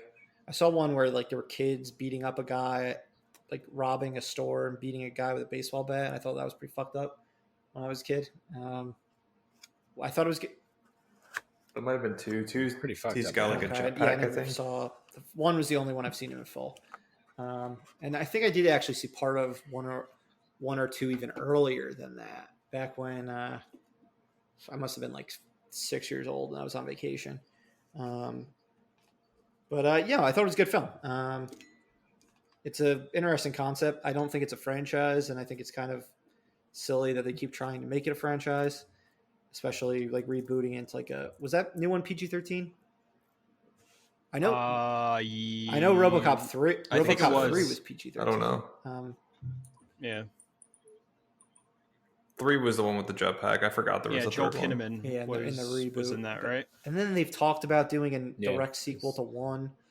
I think Neil Blomkamp was going to be involved. And they would bring back the dude who was Murphy. But if that was the case, I'd probably end up checking it out. But yeah, Peter Weller. Peter Weller. Yep, he would. And he was on 20. He was on Dexter. He was on 24 like too, I a believe. season. I'm pretty sure Jack shot his wife's kneecap to try to get him to talk. Jack does that kind of stuff. That's what Jack does. It didn't work. He didn't tell him anything. He was not a great husband. But yeah, I like Robocop. Yeah, I thought it was good. I agree. It's only like it's really only makes sense for one movie. Once he kind of like remembers who he is, that's kind of exactly the movie. But it's cool. Like I said, I think Peter Weller. Like I've seen some behind the scenes stuff, and like you just don't realize how much of like the robot piece of it is like just him doing like acting like a robot, and I thought he did a really good job. Nice. And the music's iconic, like I said. All right, and then let's go to JP's movie. This was the one I was alluding to that I've somehow never seen. Yeah, you need to get on that. I don't think I've seen it either. It's on Disney Plus. It's available, and I somehow found time yesterday to watch it. It's so good. Princess Bride, which is a classic Rob Reiner film, right?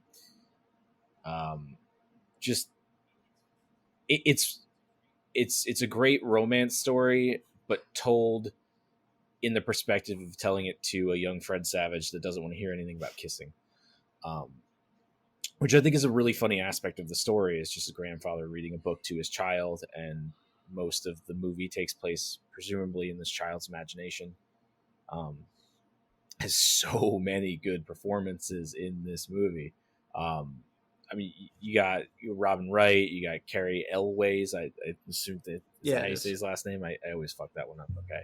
I mean, obviously those two, come to mind, but then you got, I'm going to butcher this one. You got Mandy Patinkin, who plays Inigo Montoya. Patinkin plays Inigo Montoya, which is one of the best characters in the entire movie. I think probably my favorite in the entire movie. And fucking Wallace Shawn comes in. He's in the movie for like 10 minutes, and he's the most quotable character in the entire movie.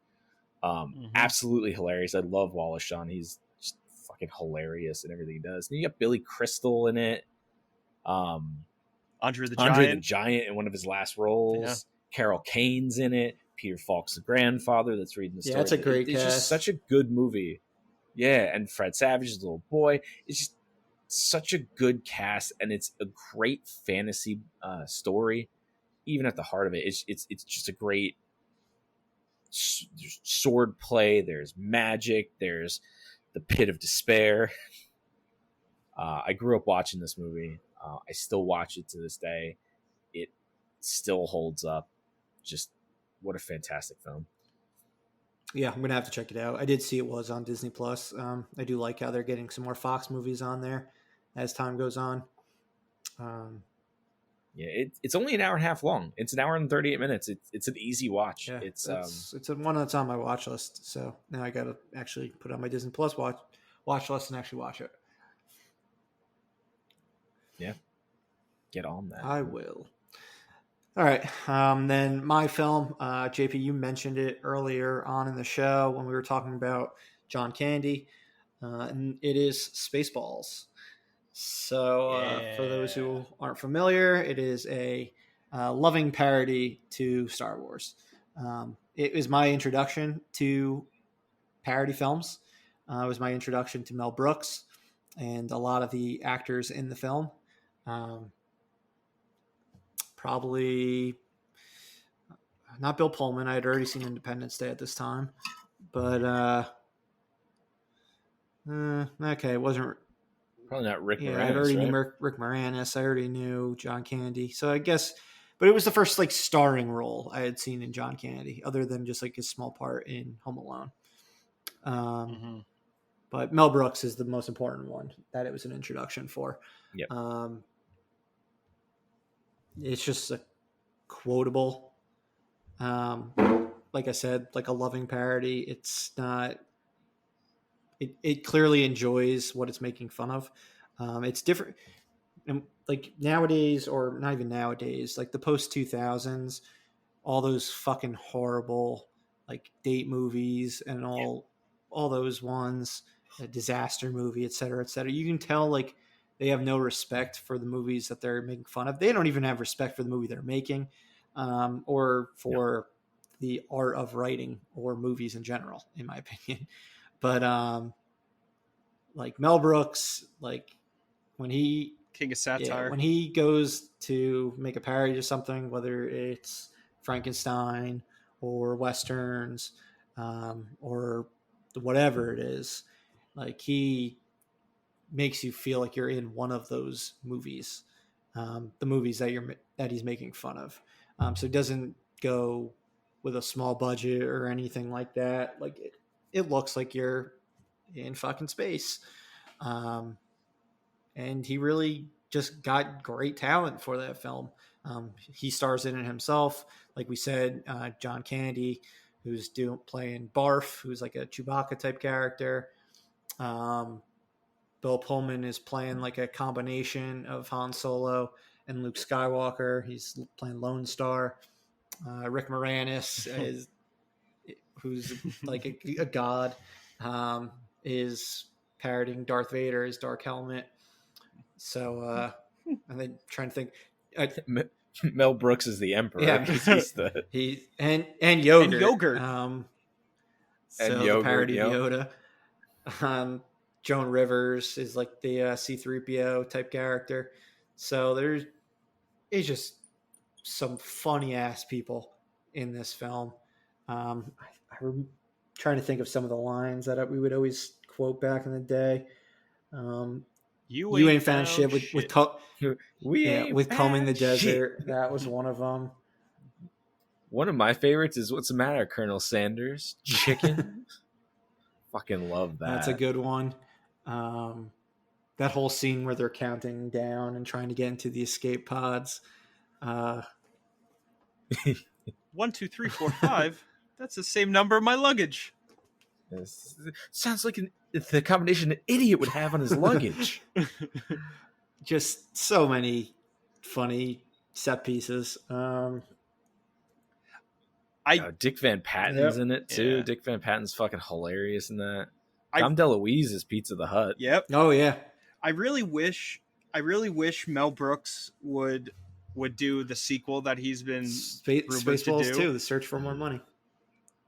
But especially now after the how toxic the Star Wars fandom is, and he's probably like, "No, I'm good. I don't need to." It would make a ton of money, but it will never happen. I mean, Mel Brooks at this point is 94 years old. He hasn't made a film. Good Lord. 94, huh? He hasn't.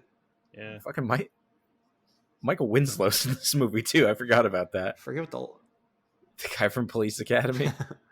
Oh yeah, the cast is amazing. I lost the beeps, the creeps, and sweeps. The what, and the what, and the what? He makes all those noises, and then Rick Moranis just goes, "That's not all he's lost." There's a lot of really subtle humor in that movie. Yeah. A lot of really just good jokes that are casually thrown out there, and then there's ones that are just completely ridiculous and over the top. Yeah. Yeah, and he only did 3 movies as a director after Spaceballs. Life Stinks, Robin Hood Men in Tights, and Dracula Dead and Loving movie. It. Great movie as well. So yeah, this was towards the end of his directing career that started in the late 60s with the producers. Obviously, his work went to Broadway after the fact, with the producers especially. But yeah, he still does some work himself. I mean, he had a small voiceover role in Toy Story 4. So he keeps busy. But yeah, that was my pick. something I watched a lot when I was a kid. The Alien part, I love that. Oh yeah. Oh no. I had not seen again. that before seeing Alien, so Yeah. I wasn't too surprised when I saw Alien, and the fact. Yeah, I'm in and the same boat correct there. me, it is John Hurt, right? That they Yeah. have. Yeah. Now I'm. Yeah, it is. I was I just. know it's. I was just thinking about it. I'm like that is actually Yeah. John Hurt doing a little cameo. He does make the cameo himself, which is fantastic. You Not love again. to see that. But yeah, that's it. Yeah. What were you gonna say, Corey? No, I was gonna say that's something that I definitely saw Spaceballs before I saw Alien, so that was just funny to me. Like I knew what Alien, I knew the chess scene, the chess bursting scene, but I never put two and two together. That it was from like specifically like paying like homage to Alien until like later on, and now realizing that that's actually John Hurt is pretty funny. My parents always found that funny. I didn't exactly know why, but it was more like it's from a movie you're never gonna fucking see until you're old. Exactly. Enough type of deal. Yeah. You got a few years to go before you see this one. Yeah, that was the scene we always talked about the most. Though was the damn the don't have the special. Yeah. So what did that man have? I'll change back to the soup. But yeah, we're kind of creeping into the year. Pretty soon we'll be in years where we were actually going to see movies in theaters. Yeah. So that's going to be exciting. Yeah, that was it. That's all we got for today. So thanks as always for listening. Please follow, subscribe to all the different pages. Your support means the world to us. But I alluded to it last week that we were going to try to do some cool stuff on social to get you to know a little bit more about like us and our taste in film. So what we have done since then is if you go to our link tree, which you can find in the profiles of any of our social pages or on like our Buzzsprout, we link to all 4 of our Letterboxd profiles. So Letterboxd is an app website where users can track all the films they've seen. They can rate them, write reviews, create watch lists, etc. So if you're interested in like the full breadth of the films that we have seen and really getting more of an idea about our particular taste in film, please check those out. Some of them are still a bit of a work in progress. Mine, I've been on this thing for the past couple of years. It's something that when I see a movie, the moment the movie's over, I go on there and I rate it, the film between 1 and 5 stars. So mine's fully filled out. Doug, you filled out quite a bit over the past week. Yeah, I've got like over 300, I would say. Mine is if not completely accurate. I've never seen a movie ever, and I've been lying to everyone. You've been doing a good job of faking it. Yeah.